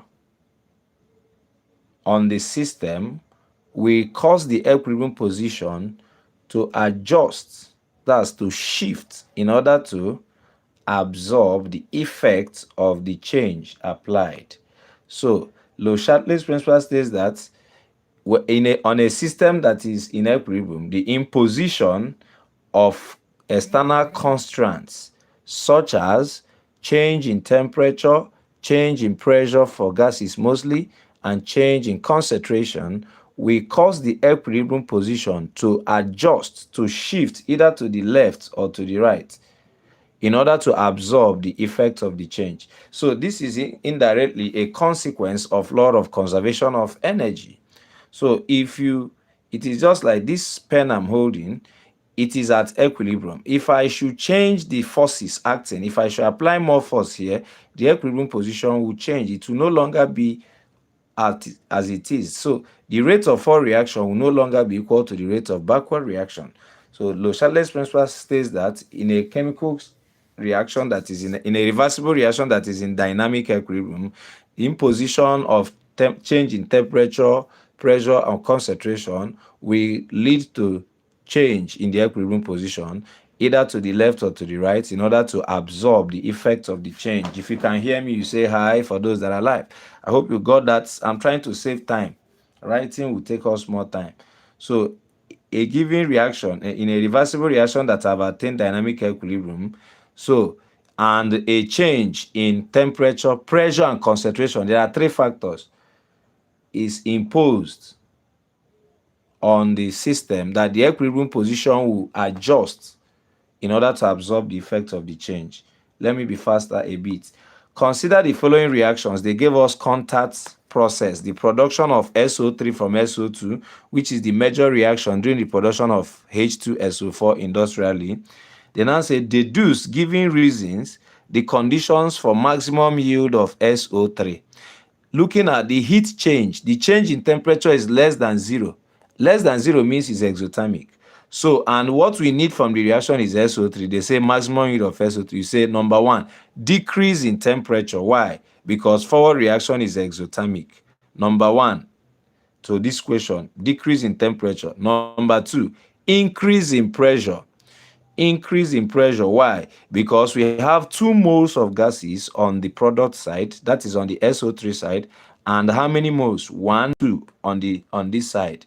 Increase in pressure favors the side with lesser mole. This is 1 mole and this is 1. Sorry, this is 2 mole. One. This is 1 mole of oxygen gas and this is 2 moles of SO2. So on the reactant side, we have, that's for the for reaction, on the reactant side we have 3 moles of gases, but on the product side we have only 2 moles of gases. Therefore, increase in pressure will favor the yield of SO3. So what you will simply write here is decrease in temperature or lower the temperature. Number 2, increase the pressure. Okay. Then number 3, increase the concentration of SO3 and O2. Increase the concentration of SO2, and O2. Like if you put more, normally if you put more raw material, you get more finished product. So our reactant is serving as our raw material here. So if you increase the concentration of sulfur 4 oxide and oxygen, it will shift the equilibrium towards the SO3. There will be more yield of SO3. All right. Remember, you are on with Sir Majesty in combination with Majesty tutorials. These are revision questions. So ask your follow-up question. Instead of being bored alone doing the revision, I decided that we come here and do revision. So state 2 factors which determine atomic radius. 2 factors that determine atomic radius. Number 1 is your atomic number. Number 2 is the size of the nuclear charge. Nuclear pool. Atomic number. Nuclear charge and atomic number. And thirdly, the number of valence electrons. The number of valence electrons, the number of shares. So the number of shares, the number of valence electrons, the size of the nuclear charge. I repeat, because of maybe there is network problem, you didn't hear me, I have to come again. State 2 factors that determines atomic radius. Say the number of valence electron, the size of the nuclear charge, and also the number of shells. So these are the factors that determine atomic radius. All right. Then state I, 1 similarity, I 2 differences between 1s orbital and 2s orbital. The similarity among these is that they all have the same shape. Both have the same what? Shape. The difference, first, the other the s, 1s is in the first shell, while 2s is in the what? Second shell. 1s is of lower energy than 2s. 1s is of lower energy than 2s. Don't know why this camera focusing keep on adjusting. What's happening?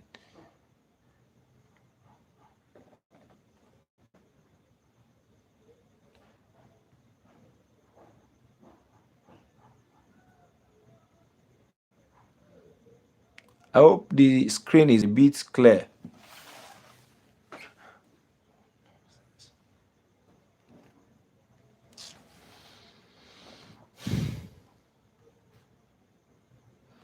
Okay. 1 similarity between 1s orbital and 2s is that both are spherical in shape. We have answered something like that. Okay. Then the difference is that 1s is in K shell, while 2s is in L shell. They have different electron shells. Another one is that 1s is of lower energy than 2s, or you can say that 2s is of higher energy than 1s. All right. So when we write this configuration, I think I go to next question. I've done little justice to this. If you have any follow-up question, you ask.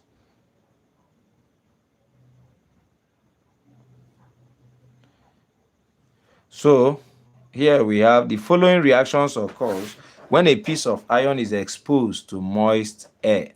This is all about rusting, and remember that rusting is an electrochemical process. Corrosion of iron is called rusting. The iron was exposed to what? air, which contains the oxygen, and water. So conditions necessary for rust to take place is that presence of moist air, there will be oxygen and there will be water to give us hydrated iron 3 oxide. State two methods by which this reaction could be prevented. How do we prevent rusting? Number one, painting the iron, applying grease. Then number two, electroplating. Electroplating or galvanizing. Please, when zinc is used to coat anything, we can use the word galvanize.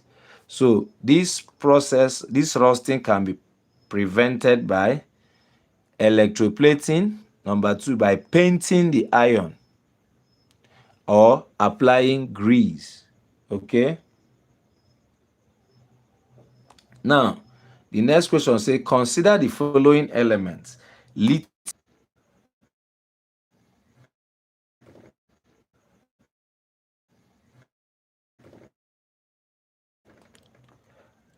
All right, it should be beryllium. Explain this will take us time, but let me just simply it a bit.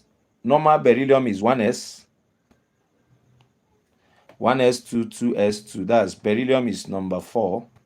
So the normal configuration should be 1s2, 2s2. If it loses an electron here, it will automatically become 1s2 and 2s1. So this 2s1 will be now easier because the thing left is not stable to remove electron from more than others. Remember, second energy required to remove electron from a species that is already charged, that a species that has one positive charge. Then they say one one pair of elements which can form ionic bond. Among this list of elements, which of them, which and fluorine now, pure lithium and fluorine is your answer, because lithium is highly electropositive while fluorine is highly electronegative. So these questions were carefully drafted, organized to help you learn. Do revision. It's 22.4 DMQ at 273.15 Kelvin and a pressure of 1.032 times 10 to the power 5 Newton per meter square. Determine the gas constant. My dear, you need ideal gas equation here. Ideal gas, to solve this question, we are using what? Ideal gas equation, which is the blur nature of the image. I believe the blurry is not stable. It becomes clear, then network will make it blur again, depending on your end and my own end. PV equals nRT. R is the gas constant. Okay. And then N is the number of what? Moles. They have told us a mole. Please, a mole means 1 mole. So you have to make R the subject of the formula, which means we divide both sides by NT, divide both sides by NT. You cancel such that R is now PV over mole times temperature. What is our pressure? They gave it to us. 1.01 times 1.013. Check your network if it's not clear. Sometimes it might not be from my own end, please. 1. 1.0132 times 10 raised to the power minus 5 times the temperature is 273 Kelvin times 273. From the subject of the formula, we divide by now mole 1 times the temperature is, okay, I missed it. Please, this is not 273, it is 22.4. The upper one should be 22.4. It's all about network on your own end. So it becomes clear, it becomes blurry. This is 22.4 divided by 273. So because of time, if you punch this, you get your answer. That is going to be your gas constant here. State one way to reduce the environmental problems brought about by industrialization. What can we do? You treat the wastes before discharging them. Waste treatment before discharging. Okay? Then proper maintenance of the machine, then use of chimney to let the gases go out safely.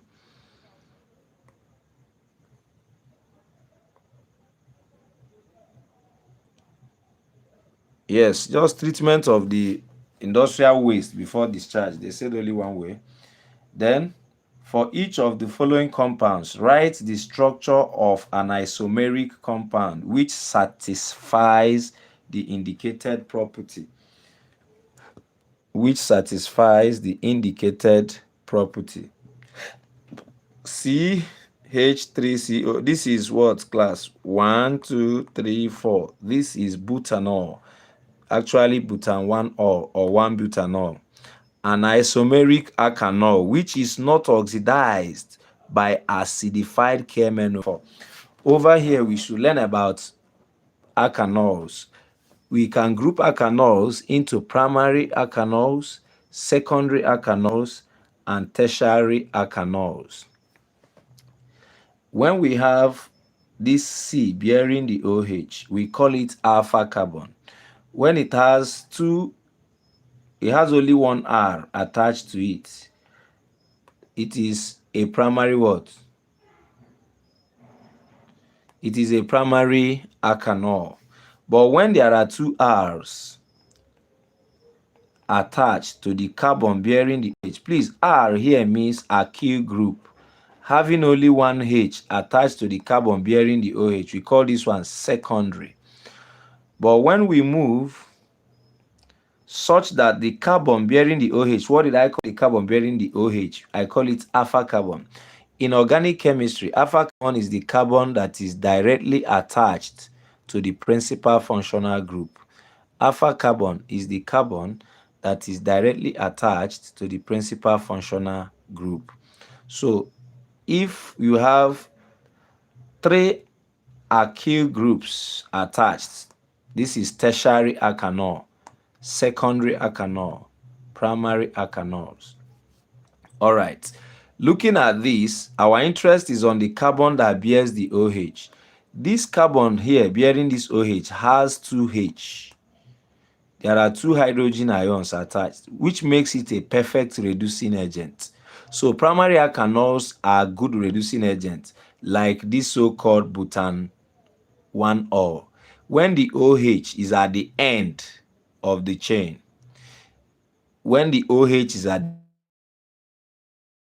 the primary.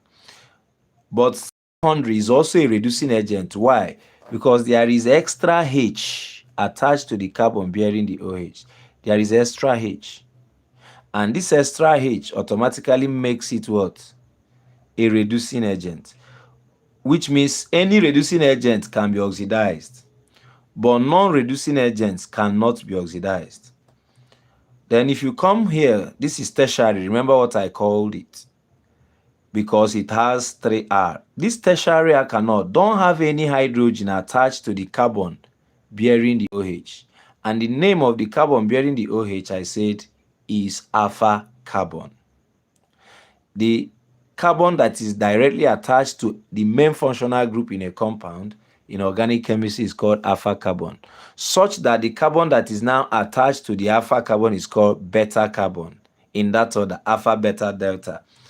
I will draw this particular structure here so that this butan 2-ol, permit me to draw it here. But is 4, so we are drawing 4 carbons. And butan 1-ol, sorry, not butan 2-ol. There is OH here.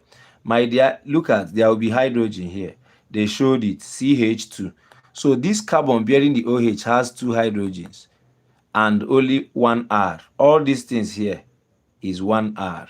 That makes it a primary alkanol. If you don't understand it based on R, you can understand it based on hydrogen atoms. The carbon bearing the OH, when it has two hydrogen atoms, it is primary. But when it has only one hydrogen, it is secondary.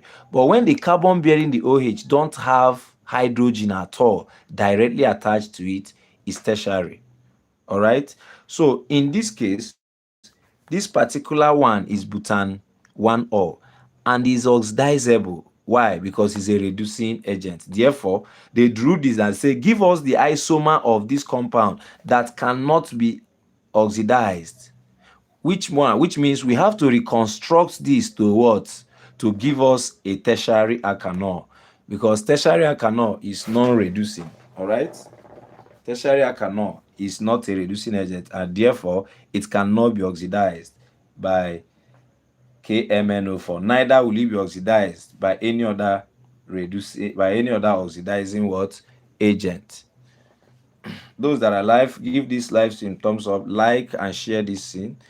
Share, subscribe to this channel if this live stream have helped you in any way. If you know it's helping you, why not give this live stream thumbs up, like and share it with your friends. Tell them about Sa Majesty Easy World Science channel. Okay, we handle you across the major science subjects.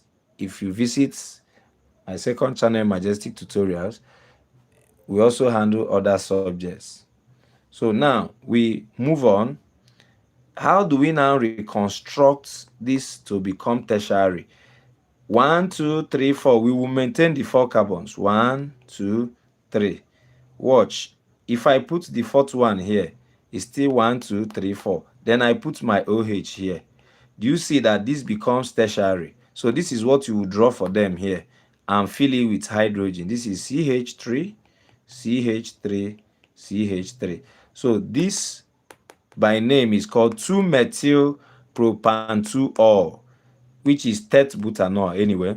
2-methyl propan 2-ol is an isomer of butan 1-ol that cannot be oxidized. Okay, why? Because this is now automatically a tertiary alkanol and it cannot be oxidized any further. Why? There is no extra hydrogen attached to the OH. If you change it like this, it's also possible that one can decide to do this. These are 3. What if someone decide to do this, to put the CH3 here, but still maintain the OH here? This is 2-methyl propan 1-ol. My dear, this is still oxidizable. This is automatically a primary alkanol. So it's not whether you, so if you do this is incorrect. So you have to put the OH at carbon number 2 such that there won't be any hydrogen attached to it. So this is an alkyl, making it tertiary. So we go to the next one. The next one is this one they drew by name. This is a 2,2-dimethyl propane. 2,2-dimethyl propane, which is neobutane, is an isomer. Neopentane is an isomer of pentane. They say draw an isomer of it. Did they say draw? For each of these, write the structure. You write the structure. You are going to draw it. You are going to draw so that it will not confuse. So they say an isomeric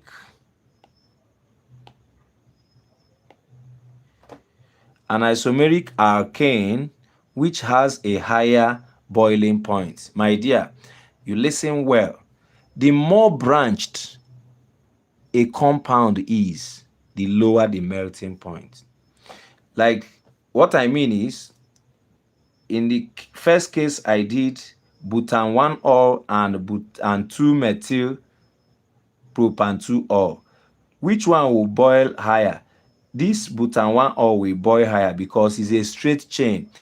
When this thing is straight, they can stack on each other. You can pack them very well. Straight chains now can easily line well, and there will be stronger van der Waals force and other intermolecular force. But when there is branch, the packing will be problem. You can't pack it well. There will be spaces so that little heat will scatter it. So the more branched a molecule is, the lower the melting point. Then straight chains without branch have higher melting point and higher boiling point, which implies that butane boils higher than 2-methyl propane. Why? Because 2-methyl propane is branched. When something is branched, you cannot arrange it well.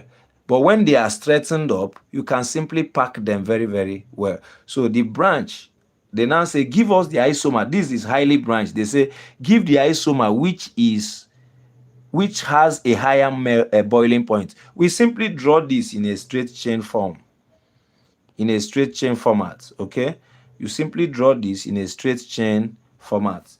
Remember, it is neopentane. 1 2 1 2 3 4 5 5 carbons. Simply draw 1 2 3 4 and 5. Fill it everything with hydrogen. Here is H3, here is H2, here is H2, here is H2, and here is H3. So this one will have a higher a higher boiling point. Why? Because it's a straight chain to compare to this one that is a branch chain. The next one says CH3, that's ethyl, sorry, this is methyl ethanoate. If you can remember, methyl ethanoate. An isomeric compound, that's an isomer of this compound, which gives effervescent with aqueous sodium hydrogen triazocarbonate 4. My dear, simply convert this ester to acid. Don't remove any atom. Make sure, remember, isomers are compounds with the same molecular formula but different structural formula. So if you ever remove an atom, you fail it. So what are you going to do here? This is CH3COO CH3. We have how many C's? 1 2 3. You will maintain it. We have how many oxygen? 2 oxygen atoms. How many hydrogen atoms? 6 hydrogen atoms. So what do? My dear, simply carry this thing and come back here. Okay, so what will it be? An isomeric compound which gives an effervescent with CH2. So one hydrogen survives. You take the next here, remove this one hydrogen. Watch me. Simply write COOH. That is an acid. And this H, there are 3 and you wrote only one H. Therefore, the 2 remaining, these 2 remaining here, you take it to this. So what do we have? We now have CH3, CH2, COOH. That's what you do. Or you can simply say CH. Let me take it again if you don't understand what I said. They told us to write the isomeric compound of this particular compound that will show us effervescent with sodium hydrogen triazocarbonate 4. This is the property of acid. We learned it earlier now. Acids, especially organic acids, show effervescent with sodium hydrogen triazocarbonate 4, and this is a baking powder. This is baking soda. And I said just reconstruct this to become an acid without reducing the number of carbons, the number of oxygen, or the number of hydrogen. What do? Just out of these 3 hydrogens, allow only one to survive. Take back carbon and the remaining hydrogen here. So which means we write COOH. We pick CH2 now and bring it back here and write what? The CH3 that has been remaining there. So if you count how many carbons? 1 2 3. How many hydrogens? 3 plus 2 5 plus 1 here 6 hydrogens. How many oxygens? 2. So this is the isomer becoming an acid, which will give us effervescent with sodium hydrogen triazocarbonate 4. All right. So the next question, set of question, they are here, which says the relative rates of diffusion of 2 gases is 1:4. 1:4. If the higher gas is hydrogen, sorry, if the lighter gas, not higher, if the lighter gas is hydrogen, calculate the relative molecular mass of the other gas. That is the relative molecular mass of the heavier gas. I am looking at this. This is going to be automatically it should be 32 anyway, but when we take break, we come back. They say state why the relative atomic mass of some elements is not a whole number because of existence of isotopic mixtures. Existence of isotopic mixtures, which determines the relative atomic masses of some element. That's why they are not usually a whole number. Let me display the majestic periodic table so that you understand this question very well. And this majestic periodic table is very much informative. They say relative atomic masses of some element. Almost the relative masses of most of the elements, they are not whole numbers, meaning, like we say that the relative atomic mass of oxygen is 16. It's not really 16, it is actually 15.99. The relative atomic mass of hydrogen is 1. It's not actually 1, it is 1.008. The relative atomic mass of sodium is 23. It's not actually 23, it is 22.99 something. So it is not usually a whole number. Why? Because of the existence of isotope. Relative atomic mass is determined by taking the average of the percentage abundances of the different what isotope. In exam, just simply say because of the existence of different isotopes of some elements. All right, let me check the majestic periodic table and display so that you understand what we mean.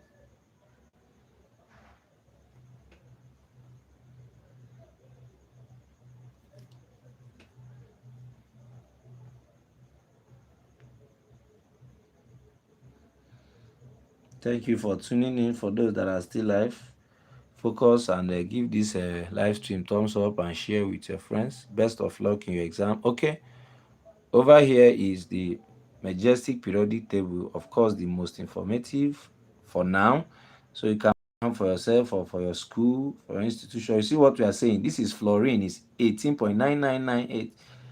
This is neon 20.197. Watch it, these are relative. This is oxygen 15.99. So there is none of them, even the carbon that we call 12 is still 12.011. They are not usually a whole number. Boron 10.81. So anyone you see that is a whole number, most of them are actually radioactive, and the whole number is telling you the mass of the most stable isotope. All right, so watch it now. Look at indium, which is 114.82, tin 118.7, but while writing we will write it as 119. That doesn't mean it's actually 119. Copper is written as 63.5. Zinc is 65.38. We do write it as only 65. Now come and see hydrogen here, 1.008, but we commonly say 1 because 1.8 is small. Please place order for this majestic periodic table. Is the most informative. Imagine the good thing, as the good aspect of it is that it contains the electronic configuration of all the elements starting from number 1 to number 118 elements that we have. So the majestic periodic table, we print it at any size you want. We print it for you. Extra information, it contains half-Bowl principle, the shares and the maximum electron each cell can hold. Then it also contains how the groups are numbered according to European and IUPAC recommendation. I designed this majestic periodic table to make learning of chemistry easier. So watch this one now. Most of them that are whole numbers, you know that some of, like this radon is very radioactive. So 226, we just took the mass of the most stable radioactive one, the most stable isotope. Apart from some of these radioactive elements, the relative atomic mass are not usually a whole number because it's the determination is determined by calculating. You know how to calculate your percentage abundances, all right? So we go back and continue with the display of the questions. So let me display the questions again. Our live stream has lasted long because of time. I'll just display some of the questions again, and then I'll be ending the live stream soon because it's getting late. This is the question where we are into. This is for rate of diffusion. Then say state why the relative atomic mass, that's the one I just explained now. State the reagents and conditions needed for converting ethene to ethanol. This is where H2SO4 comes in. Even ethanol to dehydration of ethanol gives you ethene. Here, steam is needed for the I. The next one is how do you convert ethanol to ethanoic acid? By oxidation. You need strong oxidizing agent, which is K2Cl2O7 or KMnO4. So I'll go and get some other questions and display the one I displayed before.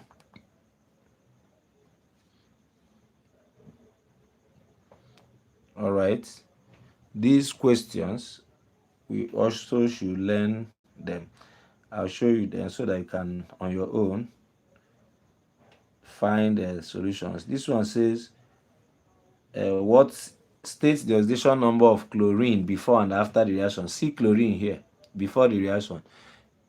Any neutral element, any neutral compound, sorry, any neutral atom, any atom that is not in combined form, the oxidation state is usually 0. So chlorine here is 0, while chlorine here is -1. You solve it, NaClO. The oxidation number of chlorine here is -1. They now say state the oxidation number of chlorine. So here, before the reaction, 0. After the reaction, +1. A ring is to be gold plated by electrolysis using gold 3. I don't know if we have gold 3, but this question made it gold 3 triazonitrate solution. Write the reaction at the cathode. During electroplating, what happens at the cathode? So you see the questions. Because of time, please. We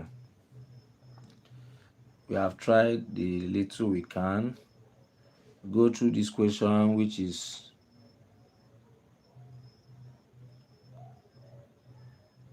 this is stoichiometry. From the equation, you just the mass given over the one related.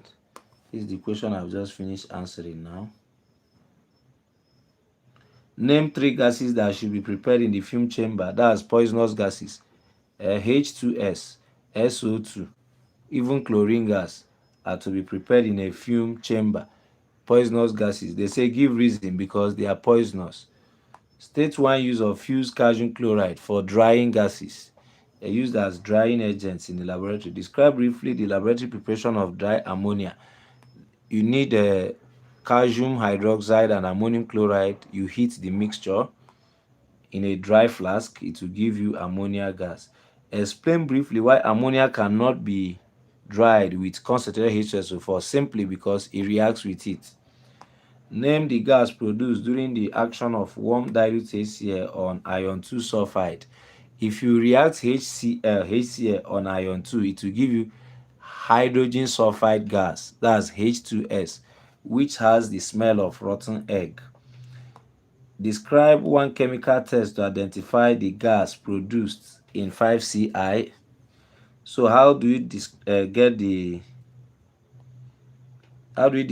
test for the gas released? If you react iron with HCl, the gas released is hydrogen gas. How do you test for hydrogen gas? That's for this one. Sulfur will not release any gas with HCl. It is only the iron. That's displacement reaction. It releases what? Hydrogen gas. And hydrogen gas burns with a pop sound. Give the reason why this question has a little confusion.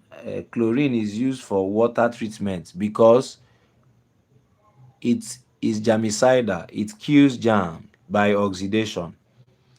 On analysis, 1.0 gram sample of a hydrocarbon was found to contain this mass of carbon. If the vapor density of the hydrocarbon is 39, just know that relative molecular mass is vapor density times 2. So you're going to times this 39 by 2 if you want to get the relative molecular mass, because vapor density is equal to relative molecular mass divided by 2, which means that relative molecular mass is equal to vapor density times 2. Determine, you do that normal empirical formula now. Write the elements. They say hydrocarbon contains 0.92 grams of carbon. Simply, to know hydrogen, you minus 0.923 from 1. Any remaining part is for hydrogen. Okay? determine the molecular formula. If I use there is a cheat I'll use for you, but just stay subscribed. I'll teach you a cheat by one of my students. I think Jazz Wheel method, what I will call Jazz Wheel method. There is a very short code that he uses. Describe briefly how the iodoform test. This is about iodoform. This is a strange question. It's not a regular question, okay? Describe briefly how the iodoform test can be used to distinguish between 1-butanol and 2-butanol. 1-butanol is a primary alkanol. Remember, we just finished that. While 2-butanol is a secondary alkanol. Why is it not? It's not secondary because of that too. Please, no, it's secondary because of the position. If you see the butanol like this is the structure, where here is the C. If you put the OH here, it becomes 2-butanol, and there is extra H attached. So this is secondary, while 1-butanol is primary. So if you put, remember I told you, if you put the OH at the end of the chain, if you put it here, is 1-butanol. If you put it otherwise, the other end, it is also, if you put the OH here, it is also 1-butanol. So this one is a secondary alkanol which has CH3. So iodoform test, the video on iodoform test is available on this channel. Iodoform test is used to distinguish compounds that have CH3 methyl group attached to the carbon bearing the OH, or the carbon that is attached to the carbonyl compounds. So it is sensitive to, of course, it's sensitive to ethanol, then secondary alkanols that have a methyl attached to it. All right, so they say briefly describe how iodoform test can be used to distinguish between. Simply say it is going to give us positive tests with 2-butanol and negative tests. Iodoform test gives negative tests to all primary alkanols except ethanol. Why? Because ethanol, though, is a primary alkanol but gives positive results. Why? Because there is CH3 attached. It's only sensitive to either alkanone that have CH3 attached to the carbon bearing the OH or the double bond, or alkanol that have CH3. So please, ethanol is the only alkanol that shows positive test to iodoform tests. Why? Because it has CH3. Apart from that, other primary alkanols like 1-butanol don't show, it shows negative, and 2-butanol shows positive. So most of them, let me not just say all the secondary alkanols, no. Secondary alkanols that have CH3 attached to the alpha carbon, if this is not CH3, let's assume it's C2H5, my dear, it will not give us a positive result. All right, so they now say state in test, what are the observations made? Simple. The yellowish precipitate of iodoform will be formed. I'm writing iodine. Yellow precipitate of iodoform is formed, which have the smell of drug. We call it smell. So iodoform gives drug smell or antiseptic smell, and it is yellow. So there will be formation of pale yellow precipitate of iodoform with antiseptic smell. Is what you observe here. Explain briefly each of the following terms: activation energy, ineffective collision. Activation energy is the energy barrier that must be overcome for a chemical reaction to take place. The energy barrier that must be overcome for a reaction to take place, or the minimum energy that must be supplied for chemical reaction to occur. Ineffective collisions are collisions that do not generate enough energy that is equal to the activation energy. Ineffective collisions are collisions that do not generate the activation energy needed to start a reaction. In other words, ineffective collisions are collisions that do not lead to conversion of reactants to what? Products. They are ineffective collisions. Why are they ineffective? The energy generated is not up to the activation energy. Activation energy is the minimum energy that must be supplied for a chemical reaction to take place. Okay, so for a reaction to happen, you must have effective collision. Remember, activation energy is the minimum energy that must be supplied for a chemical reaction to proceed, or the energy barrier that should be overcome. The next question here says, explain briefly the abnormal behavior of ammonia, water, and hydrogen fluoride when compared with other hydrides. The abnormal behavior is due to the presence of hydrogen bond or dipole-dipole. Due to the presence of hydrogen bond. The abnormal behavior is as a result of the presence of hydrogen bond. That hydrogen bond present in ammonia, water, and hydrogen fluoride makes it behave totally different from covalent, from other hydrides. Reason is because normal hydrides, normal covalent hydrides are gases at room temperature. My dear, water is a liquid because of the presence of strong hydrogen bonding. Ammonia also is the compression is easy. Then HF is polar. These things are polar. Ammonia is soluble in water. HF is also soluble in water because of the presence of the hydrogen bond, and they have abnormally high boiling points to compare normal covalent hydrides. So that's what you say there. Give two examples of the abnormal behavior explained. I've just said it. Being liquid, water is a liquid at room temperature. That's abnormal. Then high boiling point of water is also abnormal. That's not characteristics of covalent hydrides. All right. So study the following. This one was not completed anyway. So let's see. There are questions I'm omitting here, which are very important. Yes, this particular question says, state the features of an equilibrium reaction. What are the features of an equilibrium reaction? For number one, both forward reaction and backward reaction will proceed at the same rate. Number two, if gases are involved, it must happen in a closed system. The reaction must occur in a closed system for equilibrium to be achieved if gas is involved. Okay? That's the conditions for equilibrium reaction. Okay? It must be, because if you remove the gas, there is nothing that will form back the product. Then the other one says a compound Q contains, this is a revision class, so I'm just reminding you so that you don't feel bored. Most times we find our screen more interesting than opening our books. Okay, so this one is a compound Q contains 29.1% sodium, 40.5% sulfur, and 30.4% oxygen. Determine I, the empirical formula, II, the molecular formula.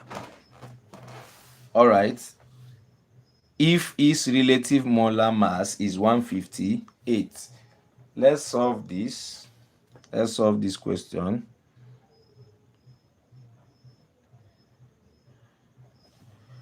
In this case, normally you need to write elements. The elements involved are, what are the elements? So over here, permit me to write elements here. You are on with Her Majesty's World Science channel. Please subscribe and share this video. This is strictly a revision class to help you enjoy your exams tomorrow. So we have our elements.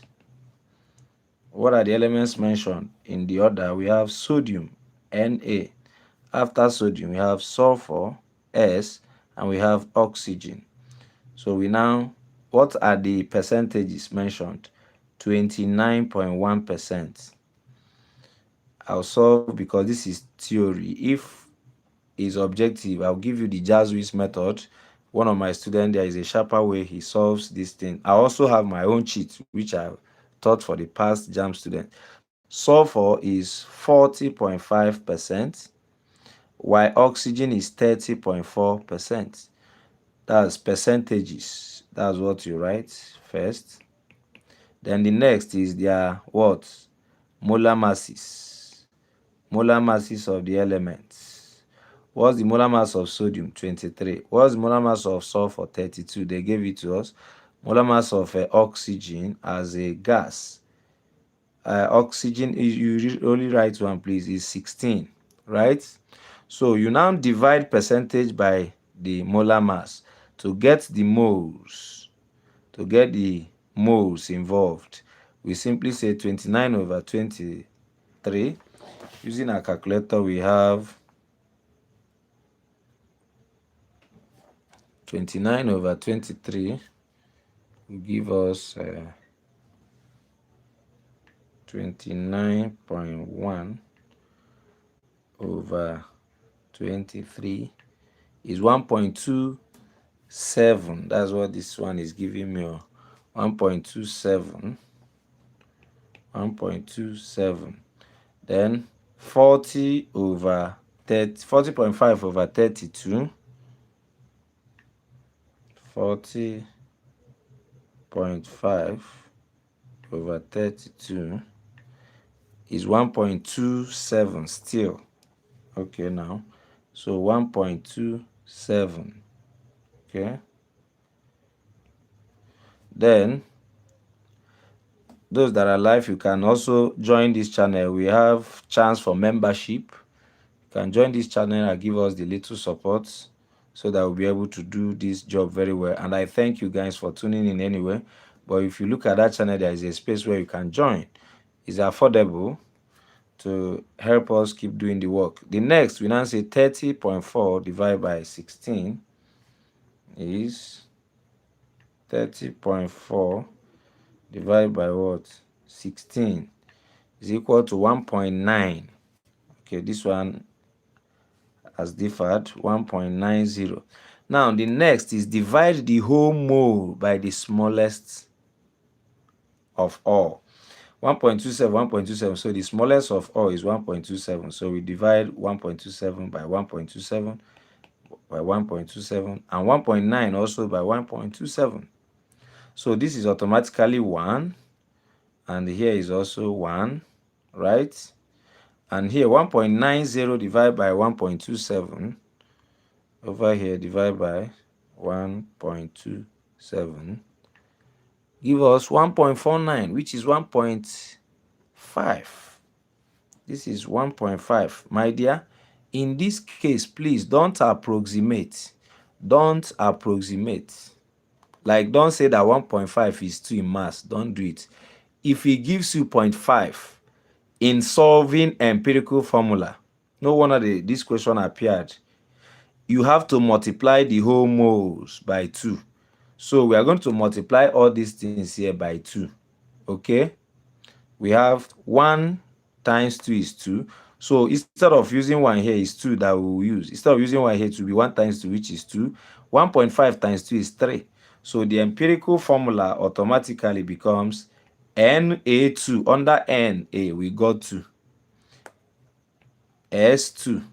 Under oxygen, we got 3. So it should be Na2 Na2 and O3. That's the empirical formula. They now say, they also told us to find the molecular formula of Q if the relative molecular mass is what? 158. What do we do? To find it, we simply say empirical formula bracket what? And the empirical formula is Na2S2O3 bracket N equal to this 158. Because I know this compound, the molar mass of this compound is 158. We use it in redox titration. I know sodium thiosulfate now. So if you do this thing, is automatically sodium is 23. 23 times 2 is 46. Sulfur is 32. 32 times 2 is 6. Oxygen is 16. 16 times 3 is 48. So 6 plus 4 is 10. 10 plus 8 is 18, which is this 158.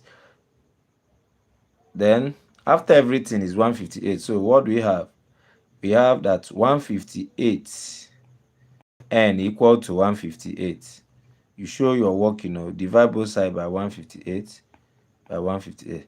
So that n becomes 1. So the empirical formula is the same thing as the molecular formula for this compound. All right. Okay, if you have your own personal question or questions, it's time to bring it alongside now. Okay. Send in your questions as we take a little commercial break.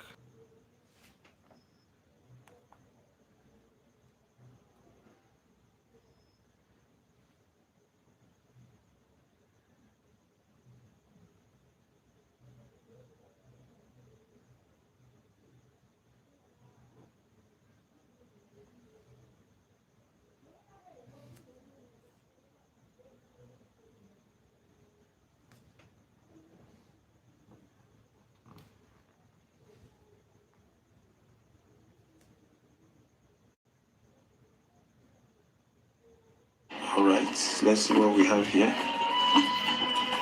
This heating mantle is 1 liter, 1000 ml. Control that heating using this heating mantle in the laboratory. It prevents burning. When they tell you keep at the temperature of 60 degrees, 100 degrees, 120, this is the mantle that will help you achieve that. It is for standard science laboratory at Easy World Science and Surgical Supplies. So, place your order today. Just chat or call. There's 23470-651-66217. You can also visit our channel to learn more. This apparatus, this piece of apparatus, and many more.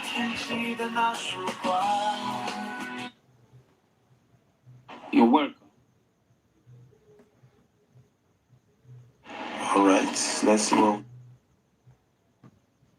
Often say that you can protect someone. If you have learned something, please subscribe and share this video. Remember, you can access me across all the social media platforms with the name Majestic Tutorials. So if you want to experience where I am practicalizing this thing, you visit Sa Majesty Easy World Science channel. I have up to 400 videos there, which are experiments on science. But here, I will take you across the major art and science subjects using experts in each field. Thank you for watching. I often say that you can contact Sa Majesty for your laboratory equipment and reagents. They are affordable and provide accurate results too. Sa Majesty's word only sells what he knows, and his patterns of delivery are sure and certain. Place your orders today. Thanks for your patronage. Morning light, so bright, guiding me through the day.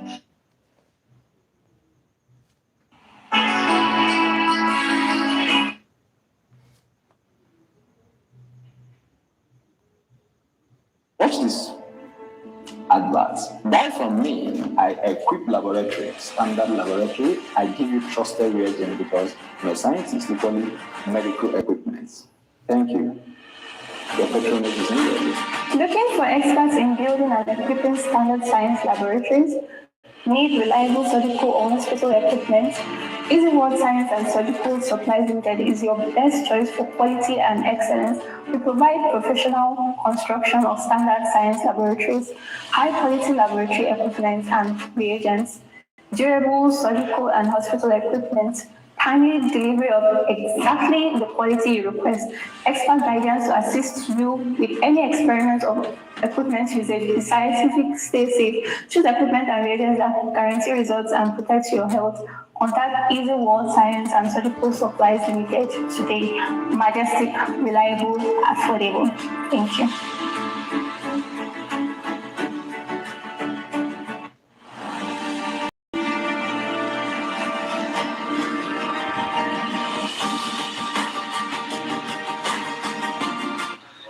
place your order today, get it right there.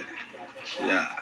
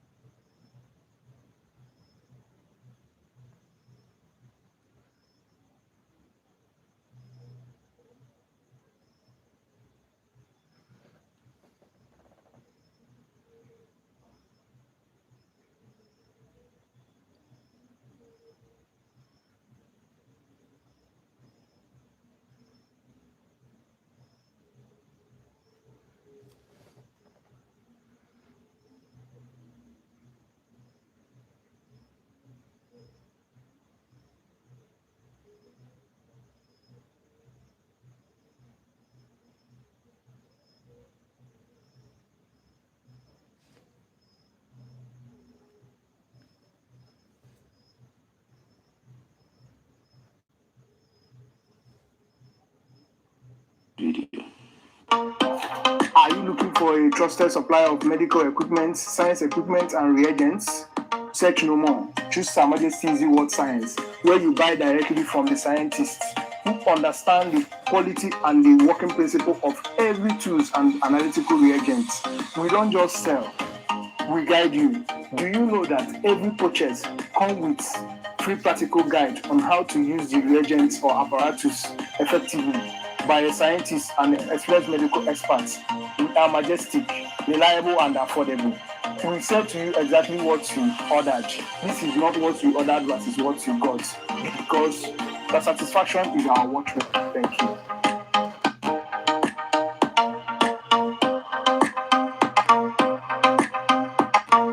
When we come to the likely question 2 and the solutions, the likely question 2 is Again, sometimes in the theory questions, there will be a link between the theory and the practical. So those salts like lead 2 carbonate, you learn it. Starch, you also study about starch. It might appear there is always a link between the practical and the theory. It will be surprising you failing the same question you have seen. Okay, salt hydrolysis, which came out, you can still go ahead and study that. All right, ask your questions for those that are live if you have any, but if you don't have, no problem. Remember that you are simply watching Her Majesty's World Science channel. This is a revision class, well specified. At this point, we'll be drawing the curtain on this wonderful episode and section of Majestic Revelation Time Exposition Time, and I believe you have actually enjoyed this and you have learned something. I'm wishing you the best of luck in your exams. Go in there, conquer them, and come back for testimony. Remember that we prepare you for JAMB, and also first year and second year students, we handle you in sciences, especially chemistry and biology related courses. I handle them very well. Then I have experts that will handle physics. So, God bless you guys and remain majestic. Good night. Go and have a night rest so that you wake up very early and go and conquer chemistry.